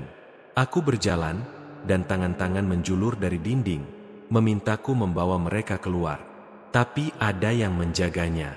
Sosok wanita tinggi besar, mengenakan kebaya hitam dengan rambut menjuntai hingga tanah. Dia tak punya wajah. Di tengah wajahnya, hanya ada mulut lebar berisi barisan gigi bayi. Dia bilang padaku, "Kamu sudah masuk, kamu harus bayar." Aku berlari, tapi setiap aku membuka pintu lorong, aku selalu kembali ke tempat awal. Sampai akhirnya aku terbangun, dan menemukan satu jari kecil manusia di dalam cungkring yang kupesan malam sebelumnya. Aku pikir itu mimpi, tapi aku simpan jari itu di dalam plastik, dan besoknya jari itu menghilang. Tapi bau darahnya tertinggal. Aku coba berhenti makan dari gerobak itu, tapi tiap malam, wanita itu muncul di mimpiku. Dia duduk di bangku depan gerobak, memanggilku, menyodorkan cungkring dari tangan busuknya. Aku tak tahu lagi mana yang nyata. Aku takut, kalau suatu hari aku hilang, tolong sampaikan pada siapapun, jangan pernah makan dari gerobak Mang Wirya. Apalagi kalau kau merasa hidupmu terlalu sepi, karena dia menyukai orang yang kesepian. Mereka paling mudah dimakan. Dedi. Surat itu menggegerkan pengelola kos. Ia segera memanggil warga RT dan RW setempat. Tapi saat mereka ingin melaporkan ke kepolisian, salah satu tokoh masyarakat menginterupsi. "Kalau itu benar pesugihan," ujar Pak Haji Udin, "melibatkan yang gaib, polisi gak akan bisa bantu. Yang bisa hanya kita, warga, dengan iman dan keberanian." Namun tak semua setuju. Banyak yang ketakutan dan memilih diam. Surat itu lalu disimpan diam-diam oleh salah satu pemuda, dan mulai beredar secara diam-diam lewat salinan di grup-grup WhatsApp warga sekitar Bogor. Sayangnya, saat kabar surat itu makin menyebar, yang terjadi justru semakin banyak warga yang mengaku bermimpi sama seperti Dedi. Termasuk salah satunya adalah anak kecil berusia 7 tahun, putra dari pedagang es cincau. Anak itu berkata, "Aku mimpi masuk gerobak. Di dalamnya gelap dan basah. Aku lihat om yang biasa beli cungkring juga di situ. Tapi tangannya dimakan tikus besar." Ketika ditanya siapa tikus besar itu, ia menggambarnya di kertas. Sosok wanita tinggi dengan ekor panjang dan mata merah. Persis seperti yang dideskripsikan Dedi di suratnya. Kondisi pasar mulai tegang. Orang-orang berjualan dengan was-was, dan Mang Wirya sendiri tetap berjualan seperti biasa. Namun kini, ekspresinya berubah. Bukan ramah seperti dulu, tapi seperti lelah. Seorang tukang gorengan sempat memberanikan diri bertanya, "Mang, apa benar ada yang hilang gara-gara makan cungkring ente?" Mang Wirya menatapnya datar, lalu menjawab, "Yang hilang itu bukan karena cungkringnya. Mereka hilang karena mereka lapar sesuatu yang gak bisa dipuaskan. Saya cuma jembatan." Malam harinya, surat Dedi dibacakan ulang dalam majelis kecil warga. Santri muda bernama Rizal, yang sebelumnya juga menyelidiki gerobak itu, mengatakan bahwa mimpi-mimpi warga adalah bentuk peringatan, tapi juga bisa menjadi pintu masuk makhluk halus jika tidak dicegah. Ia mengusulkan untuk mengadakan pengajian dan pembacaan Yasin selama 7 malam berturut-turut di sekitar gerobak Mang Wirya. Namun saat malam pertama pengajian dimulai, kejadian tak terduga terjadi. Semua pengeras suara meledak bersamaan. Api menjilat kabel, dan suara tawa panjang perempuan terdengar dari arah belakang gerobak, membuat warga lari tunggang langgang. Keesokan paginya, gerobak Mang Wirya tetap berdiri di tempat biasa. Tapi kali ini, ada sesuatu yang berubah. Piring-piring melamin di rak terlihat kotor oleh darah kental. Dan di bagian bawah gerobak, ditemukan sobekan kertas dari surat Dedi, yang mestinya tersimpan di rumah Pak RT. Hanya satu kalimat yang masih terbaca jelas. "Kalau sudah masuk, tak ada yang keluar utuh." Namanya Yayan, pemuda 24 tahun, lulusan SMK Otomotif. Sehari-hari kerja serabutan bantu warung kelontong milik pamannya di kawasan Bojonggede. Ia bukan orang yang mudah percaya tahayul, dan sejak kecil dia termasuk pemberani. Tapi apa yang ia alami setelah membeli cungkring dari Mang Wirya akan mengubah seluruh cara pandangnya tentang dunia gaib dan nyata. Hari itu, Kamis sore menjelang maghrib, pasar mulai sepi, langit mendung menggelayut, dan udara terasa lembab. Yayan baru saja selesai mengantar dus mie instan ke warung tetangga, dan perutnya mulai keroncongan. Ia melirik ke arah gerobakan Mang Wirya yang seperti biasa masih berdiri kokoh di tempatnya, dikelilingi beberapa pelanggan yang makan dengan wajah tanpa ekspresi. Yayan sebenarnya sudah mendengar kabar soal surat dari pelanggan yang hilang, bahkan ia sudah membaca potongan surat Dedi dari grup warga. Tapi rasa lapar kadang mengalahkan logika. Dalam pikirannya, palingan ini cuma kabar hoaks. Masa ia cungkring bisa bikin orang hilang? Dia mendekat, memesan 1 porsi cungkring campur, kikil, paru, tahu, dan lontong. Tak lupa sambal kacang melimpah. Kali ini ia membungkusnya untuk dimakan di rumah. Mang Wirya melayani seperti biasa.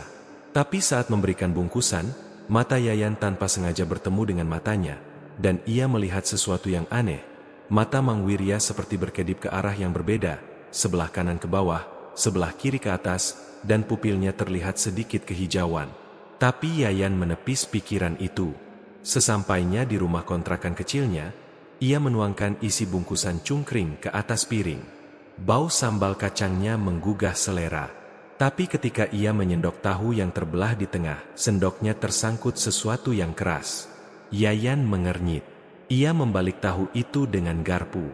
Dan di balik tahu, tersembunyi sebuah kepala kecil, berbentuk seperti kepala bayi manusia, dengan mata tertutup dan mulut menganga setengah. Kepala itu seukuran bola pingpong, terbungkus seperti selaput tipis, dan tampak lembek serta licin seperti baru saja keluar dari rahim. Jantung Yayan langsung berhenti sejenak. Ia terpaku, tubuhnya membeku. Ia melangkah mundur, menabrak kursi plastik hingga jatuh. Refleks, ia mengambil sendok dan menyodok kepala itu. Tapi ketika ujung sendok menyentuhnya, kepala itu membuka mata. Mata hitam legam, penuh darah, menatap langsung ke arahnya.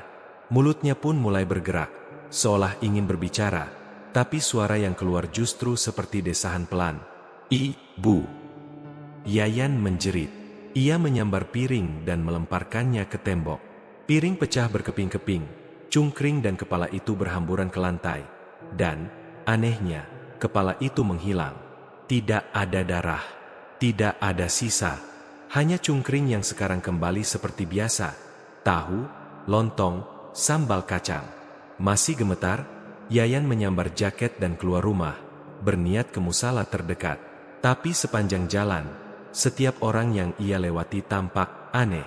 Wajah mereka terlihat datar, seperti topeng, dan mata mereka menatap kosong ke arah Yayan, seolah tahu apa yang barusan ia lihat. Sesampainya di musala, ia langsung mengambil wudhu meski tubuhnya gemetar. Ia tak sanggup cerita ke siapapun. Tapi malam itu, saat ia tertidur karena kelelahan, mimpi buruk mulai datang. Dalam mimpinya, Yayan berada di tengah pasar, sendiri, semuanya sunyi. Gerobakan Mang Wirya ada di depannya, menyala terang dalam gelap. Ia mendekat, dan pintu gerobak terbuka sendiri, bukan lagi sebagai wadah dagangan, tapi sebagai pintu masuk ke sebuah lorong sempit berisi daging dan tulang, seperti deskripsi dalam surat Dedi. Ia mendengar suara langkah kecil dari belakangnya. Ketika ia menoleh, kepala bayi kecil itu merayap ke arahnya. Tubuhnya kini memiliki tangan mungil, merangkak pelan sambil berkata, "Ibu, aku lapar." Lalu dari dalam gerobak, keluar Mang Wirya, tapi wajahnya tak seperti manusia. Wajahnya gelap, matanya 5 biji, dan dari mulutnya keluar belatung. Ia memegang mangkok cungkring, dan berkata, "Kamu sudah makan, berarti kamu sudah bagian." Yayan berteriak sekuat tenaga, tapi suara itu seperti ditelan dinding lorong. Ia lari, mencoba kabur, tapi terjatuh. Dan sebelum tubuhnya diseret masuk oleh tangan-tangan busuk dari dalam gerobak, ia terbangun. Yayan bangun dengan tubuh basah oleh keringat, dan bau amis menyengat dari dapur. Saat ia mengecek ke dapur, ia melihat plastik bekas bungkus cungkring masih ada di tempat sampah, tapi kini penuh belatung hidup. Hari itu juga, Ia mendatangi ustaz kampung yang dikenal suka menolong kasus-kasus gangguan gaib. Ustaz itu mendengarkan ceritanya dengan seksama, lalu berkata, "Kamu sudah menyentuh makanannya. Itu berarti kamu sudah diikat. Tapi belum terlambat.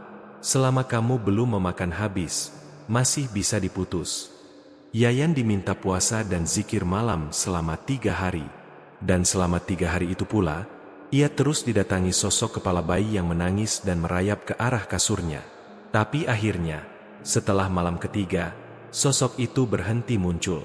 Yayan merasa lebih tenang. Tapi satu hal yang terus mengusiknya. Setiap lewat pasar, dari kejauhan ia masih bisa mencium bau sambal kacang itu. Dan ia tahu, bukan cuma dia yang terikat. Sudah banyak, terlalu banyak. Kabar tentang kejadian Yayan perlahan tersebar. Semakin banyak warga mulai menyadari bahwa cungkring Mangwirya bukan sekadar makanan, tapi semacam perjanjian tak sadar. Siapapun yang memakannya, perlahan akan menjadi bagian dari perjanjian itu. Dan perjanjian itu haus darah. Namanya Mbah Raji, lelaki sepuh berusia sekitar 70-an, penjual tape uli keliling yang sudah lebih dari 30 tahun berjualan di seputaran Pasar Anyar Bogor. Wajahnya keriput, matanya tajam, dan tubuhnya kurus namun masih tampak tegak dan gesit. Mbah Raji bukan sekadar penjual biasa. Orang-orang yang paham hal gaib menyebutnya sebagai pendekar penjuru pasar. Julukan yang ia sandang karena kesaktiannya dalam menghadapi makhluk halus dan pesugihan hitam. Ia dikenal sering membantu orang-orang yang mengalami gangguan, tanpa pernah mematok bayaran. Sudah beberapa minggu ini Mbah Raji memperhatikan gerobakan Mangwirya. Awalnya, ia hanya melihat dari kejauhan, tapi semakin hari, auranya semakin pekat. Seperti kabut gelap yang tak bisa ditembus cahaya, gerobakan itu memancarkan hawa panas dingin yang tak lazim. Mbah Raji mulai melihat pertanda. Di malam-malam tertentu, ia mendapati 3 ekor kucing hitam mati tergantung di sekitar lokasi gerobakan. Kadang seekor burung gagak jatuh dari langit, kepalanya tertusuk lidi sate. Di antara penjual, kejadian itu dianggap sial. Tapi bagi Mbah Raji, itu adalah tanda kutukan sedang ditarik ke permukaan. Hari Kamis malam Jumat Kliwon, langit mendung dan angin bertiup kencang. Pasar sepi lebih cepat. Tapi gerobakan Mangwirya tetap berdiri. Bahkan malam itu, ada sekitar 10 orang yang masih makan cungkring di tempat. Wajah mereka pucat, seperti tak sadar. Mulut mereka mengunyah pelan dan berulang, seperti robot. Tak satu pun bicara. Mbah Raji datang malam itu bukan untuk jualan, tapi dengan maksud memagar wilayah pasar. Ia membawa kain mori putih, segenggam garam kasar, dan segelas air dari sumber mata air Gunung Salak yang telah dibacakan ayat-ayat tertentu. Namun, baru saja ia menancapkan sebatang lidi kelapa sebagai patok batas gaib, tiba-tiba angin berhembus sangat kencang dari arah gerobakan Mangwirya. Seseorang tertawa pelan. Bukan Mangwirya, tapi dari dalam gerobaknya. Tawa kecil, perempuan. Sudah waktunya dibayar, Mbah. Mbah Raji tak gentar. Ia mengangkat tangannya ke langit dan melantunkan ayat kursi. Namun di saat itu juga, api dari lampu minyak gerobakan Mangwirya menyala besar, membentuk semacam kobaran berwajah manusia. Mata api itu menatap Mbah Raji dengan dendam membara. Para pembeli tiba-tiba pingsan serentak. Satu persatu rebah di bangku plastik seperti diputus paksa dari ikatan batin. Mbah Raji terus membaca doa.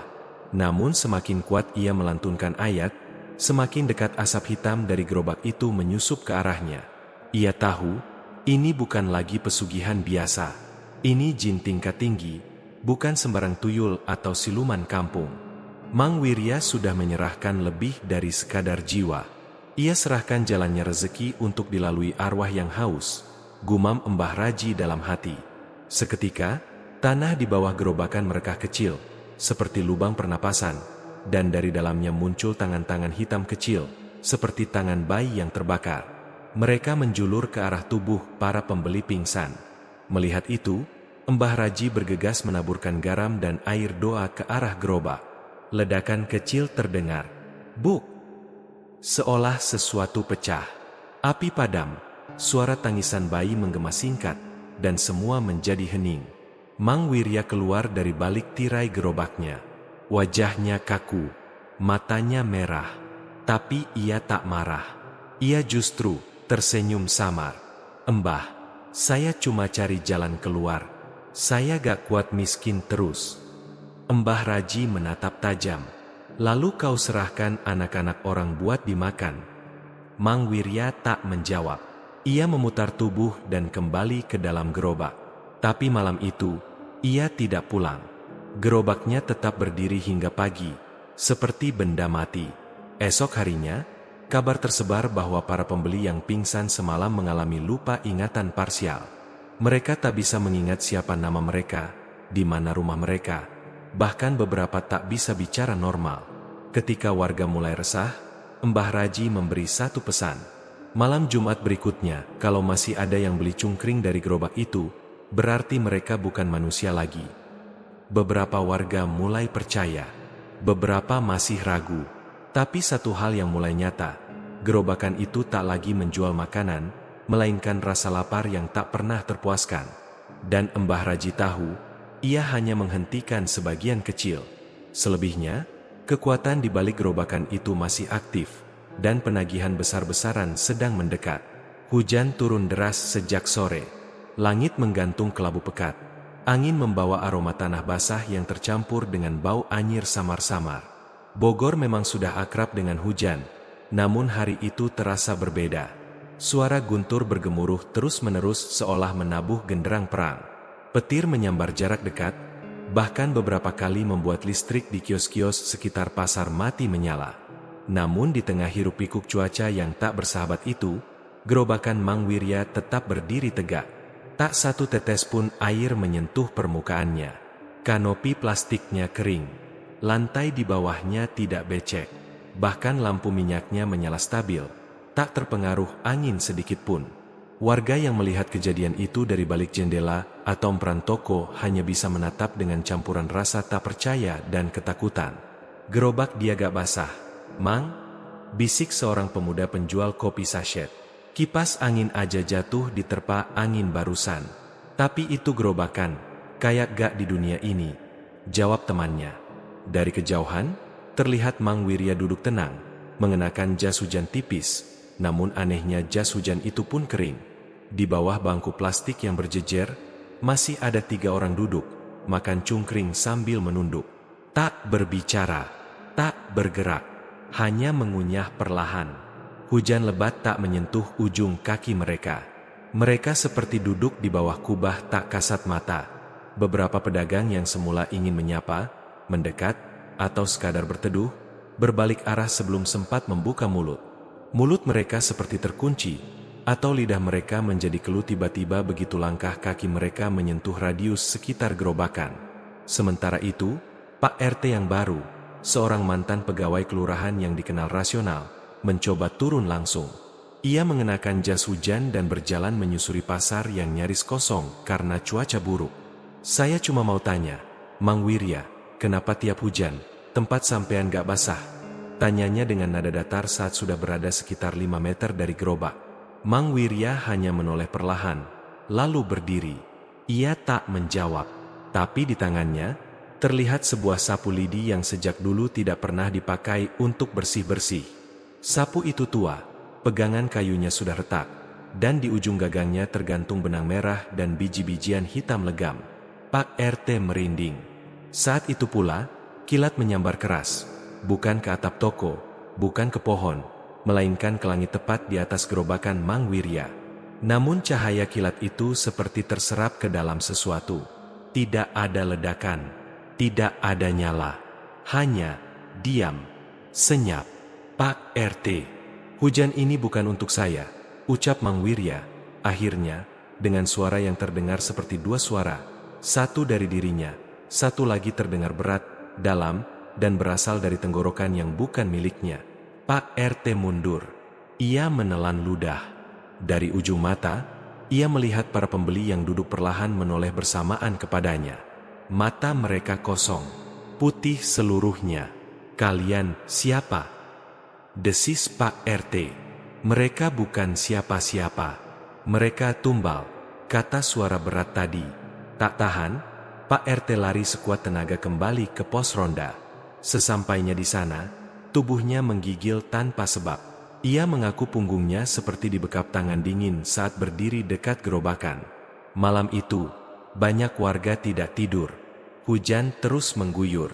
Namun saat mereka menengok ke arah pasar dari celah-celah rumah mereka melihat satu titik terang, gerobakan Mang Wirya yang masih buka, seperti oasis dalam badai. Dan setiap kali kilat menyambar langit, wajah Mang Wirya terlihat makin tidak seperti manusia. Rahangnya tampak terlalu panjang, matanya terlalu hitam, bayangannya tak sama arah dengan tubuhnya. Keesokan paginya, gerobakan itu tetap berdiri, kering, bersih, seolah tak ada hujan semalam. Beberapa warga yang penasaran mendekat, namun saat mereka menginjak area sekitar gerobak, mereka mendapati lantai semen tempat gerobak itu berada hangus terbakar. Ada jejak telapak kaki kecil-kecil menghitam, seperti jejak balita tanpa alas kaki yang terbakar. Jumlahnya lebih dari 20. Ini bukan cungkring biasa, Bu. Ini dagangan setan, bisik pedagang gorengan yang baru pertama kali melihat bekas itu. Sore harinya, datang kabar dari seorang ibu muda yang semalam sempat menyantap cungkring Mang Wirya. Ia mengaku mulutnya terasa getir, tenggorokannya perih, dan saat memuntahkan isi perut, yang keluar bukan makanan, tapi segumpal rambut dan potongan kuku. Mbah Raji, yang sudah mengamati dari jauh, memutuskan kembali bertindak. Ia datang saat menjelang maghrib, membawa 2 orang santri dari sebuah pesantren kecil di Cibung Bulang. Namun setibanya di sana, gerobakan Mang Wirya sudah berpindah posisi. Tidak lagi di tengah pasar, tapi bergeser ke dekat pohon bambu tua yang tumbuh liar di pinggir pasar. Pohon itu sudah lama dianggap keramat, dan konon dulunya adalah tempat orang menggantung sesajen.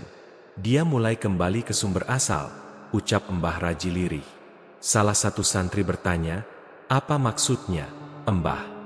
Mang Wirya gak lagi butuh pembeli. Dia sekarang cuma butuh penagih. Yang ditagih bukan uang, tapi bagian tubuh manusia yang pernah berhubungan dengan dagangannya.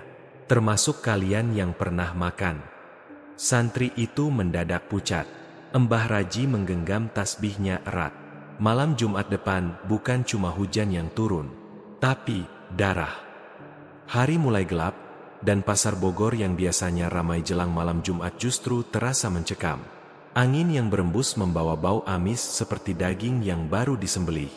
Suara serangga menghilang, digantikan oleh bisikan samar dari sela-sela pohon bambu yang tumbuh liar di pinggir pasar. Pohon-pohon itu memang sudah lama menjadi pembatas alam nyata dan sesuatu yang tak terlihat. Begitu kata Mbah Raji, sesepuh kampung yang sudah sejak muda melihat lebih dari sekadar dunia kasat mata. Sore itu, Mbah Raji berkumpul bersama 5 warga tua lain di sebuah rumah panggung sederhana. Mereka duduk bersila, dikelilingi dupa yang menyala, dan di depan mereka terbentang peta pasar yang digambar tangan. Di bagian pojok, ditandai lingkaran merah tebal, pohon bambu tempat Mang Wirya pertama kali membuat perjanjian. Kejadian ini bukan pertama kali.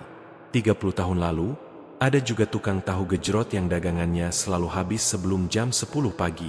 Orangnya ramah, dermawan, tapi dia mendadak hilang. Cuma gerobaknya yang ditemukan, penuh dengan darah ayam hitam yang belum kering, ujar Mbah Raji sambil menaburkan garam di keempat penjuru ruangan. Salah satu warga, Pak Umar, bertanya, jadi, Mang Wirya itu semacam kelanjutan dari pesugihan lama? Bukan kelanjutan. Dia adalah kelahiran ulang, orang yang sama, tapi dengan rupa dan nama baru, jawab Mbah Raji tenang, namun nadanya penuh tekanan. Sementara itu, Mang Wirya terlihat sedang menyeka gerobaknya dengan lep kain berwarna coklat tua. Gerobak itu tak lagi tampak seperti biasa, kayunya menghitam, dan di bawahnya menjuntai rambut panjang yang sesekali bergerak sendiri. Di bagian dalam gerobak, tergantung cermin kecil yang memantulkan bayangan aneh. Kepala manusia yang menggantung terbalik, matanya membelalak. Malam itu, ketika hujan mulai rintik-rintik turun, Mang Wirya mendorong gerobaknya ke arah pohon bambu. Dia berhenti tepat di bawah pohon terbesar, pohon tua yang batangnya retak seperti bekas terbakar. Di sekitar akar pohon, tanah terlihat berlubang, basah, dan berdenyut seperti kulit manusia.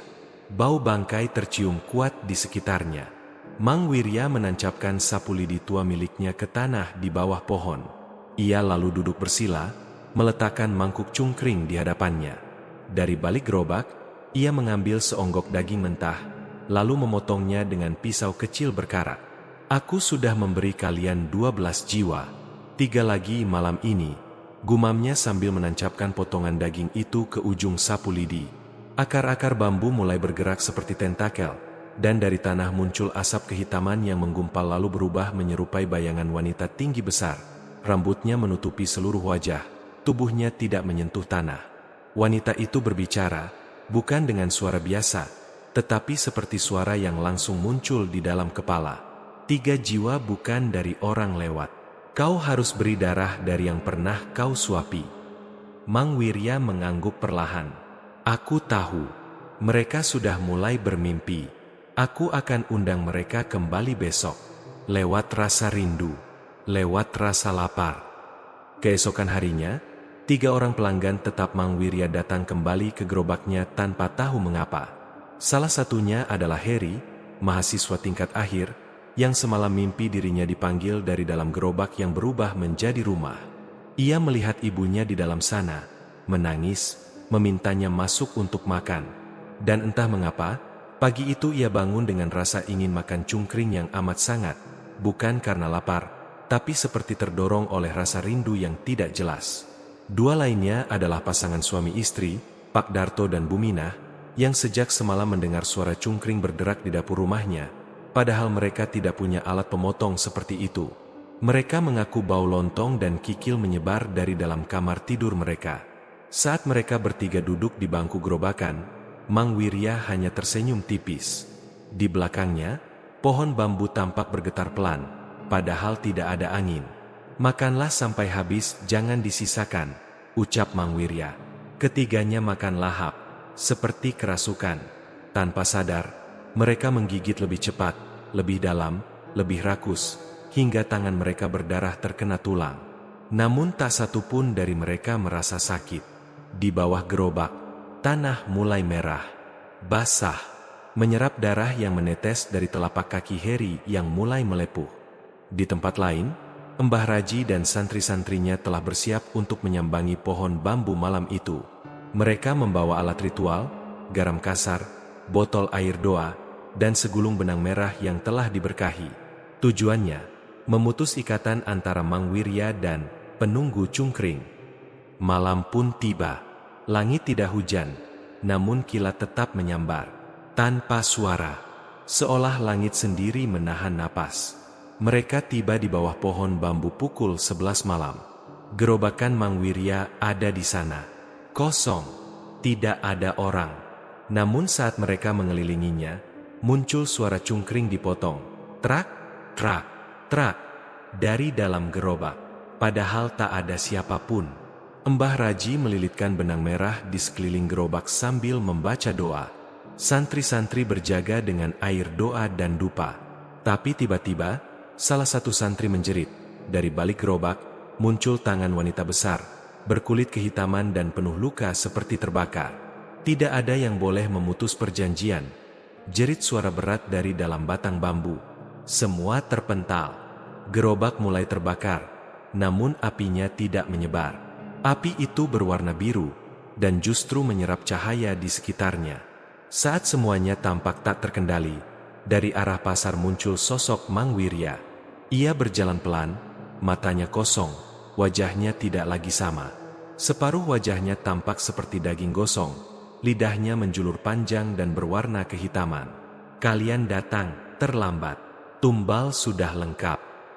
Namun sebelum ia mencapai gerobaknya, Mbah Raji memercikan air doa ke arah pohon bambu. Tanah di sekitar langsung bergemuruh. Akar-akar pohon mulai mencuat keluar, berusaha mencengkeram Mang Wirya, tapi ia malah tertawa. "Kalau aku pergi, dia akan ikut.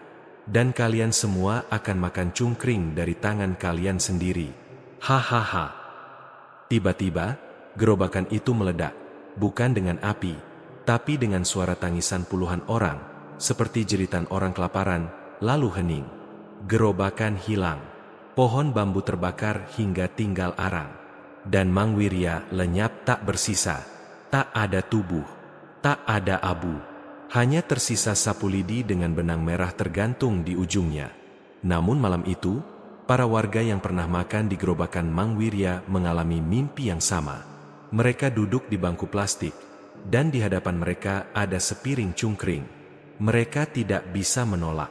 Di samping mereka, duduk seorang wanita hitam tinggi besar, sambil berbisik, "Makan sebelum kamu dimakan." Sudah sebulan sejak gerobakan Mang Wirya hilang bersama sosok dirinya.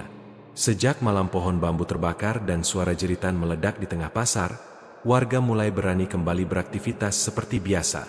Tapi, tetap saja, rasa was-was itu tak benar-benar hilang. Beberapa pedagang bahkan mulai menghindari berjualan dekat lokasi pohon bambu, meski kini tanahnya telah ditimbun dan ditanami kembali. Namun ketenangan itu tidak berlangsung lama. Pada malam Jumat Legi, tepat 30 hari sejak peristiwa itu, seorang pedagang bubur ayam bernama Yudi menemukan sebuah gerobak kosong di dekat pangkal pohon bambu yang dulu terbakar. Gerobak itu tak berpenjaga, tidak ada roda bekas ditarik, tidak ada jejak kaki. Warnanya putih kusam, tanpa tulisan, tanpa tanda, tapi bentuknya nyaris persis seperti gerobak cungkring milik Mang Wirya. Yudi langsung melaporkannya ke ketua RT. Malam itu juga warga berdatangan untuk melihat, dan mereka semua terdiam. Di bawah gerobak itu, ada bekas darah kering yang membentuk pola lingkaran. Dan saat salah satu warga mencoba menggeser gerobaknya, mereka menemukan potongan sapu lidi tua yang pernah dibawa oleh Mang Wirya. Mbah Raji datang paling akhir, ditemani oleh Pak Umar. Ia memandangi gerobak itu lama sekali, lalu duduk bersila di depannya. Ia tak berkata apa-apa selama hampir 1 jam. Warga hanya diam, hingga akhirnya Mbah Raji membuka suara pelan. "Ini bukan gerobaknya, tapi ini wadahnya. Rumahnya. Dia belum selesai." Malam itu, gerobak kosong itu diamankan dan digembok di gudang milik Balai RW. Namun entah bagaimana, keesokan paginya, gerobak itu kembali muncul di tempat semula. Padahal gudang terkunci rapat. Kamera CCTV merekam kejanggalan. Antara pukul 2.13 dan pukul 2.14 dini hari, gambar menjadi hitam putih, dan saat normal kembali, gerobak sudah tak ada di gudang. Tak butuh waktu lama hingga teror kembali menyebar. Mereka yang dulu pernah makan di gerobakan Mang Wirya mulai merasakan perubahan. Seorang ibu rumah tangga mengaku melihat kepala kecil di dalam kuali saat sedang masak sop kaki sapi.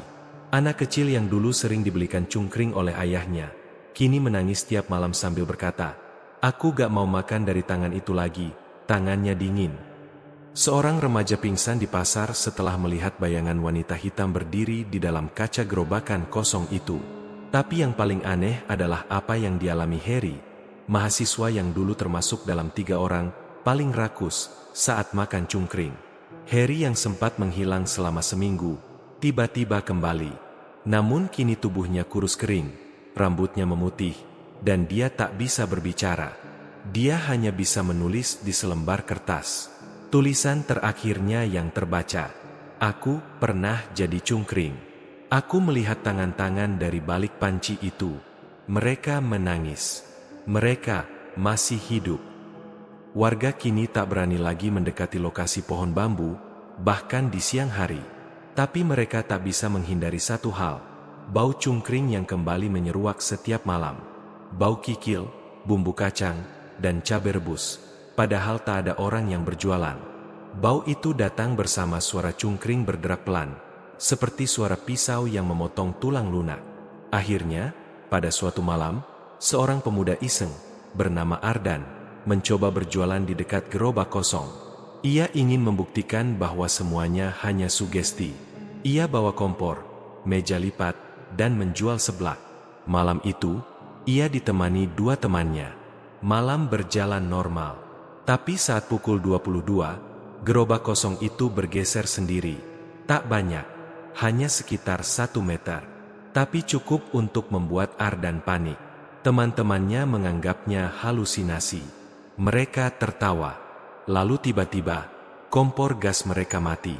Semua lampu di sekitar mereka juga padam. Hanya suara angin dan cungkring yang terdengar, seperti berbisik, "Giliranmu." Ardan tak ditemukan sejak malam itu. Teman-temannya ditemukan tertidur di dalam gorong-gorong pasar, basah kuyup, kuku mereka patah-patah seolah mencakar sesuatu saat mencoba kabur. Di dahi mereka, tergores samar satu kata, sisa. Kini, setiap malam Jumat, gerobak itu muncul dan hilang lagi, selalu kembali ke tempat semula. Tak ada yang berani menyentuh. Warga hanya menutupi dengan terpal dan menyiram garam kasar di sekitarnya. Tapi tetap, mimpi-mimpi aneh itu tak berhenti. Beberapa warga bermimpi sedang makan cungkring di tempat asing, dengan mangkuk yang berubah menjadi tengkorak. Di samping mereka, duduk wanita hitam tinggi besar, rambutnya panjang menyentuh tanah, dan dari mulutnya menetes darah segar. Kalau tidak habis, kau gantian dimasak. Suatu sore yang tenang, jauh dari Bogor, di sebuah kota kecil di Jawa Tengah, muncul seorang pedagang baru. Gerobaknya putih kusam, tidak ada tulisan. Ia menjual tahu kikil bumbu kacang, dan rasanya biasa saja. Tapi anehnya, tiap hari pembelinya banyak. Dan saat seorang bocah mengintip ke dalam gerobak itu, ia melihat lukisan wanita hitam besar di bagian dalam dinding kayunya.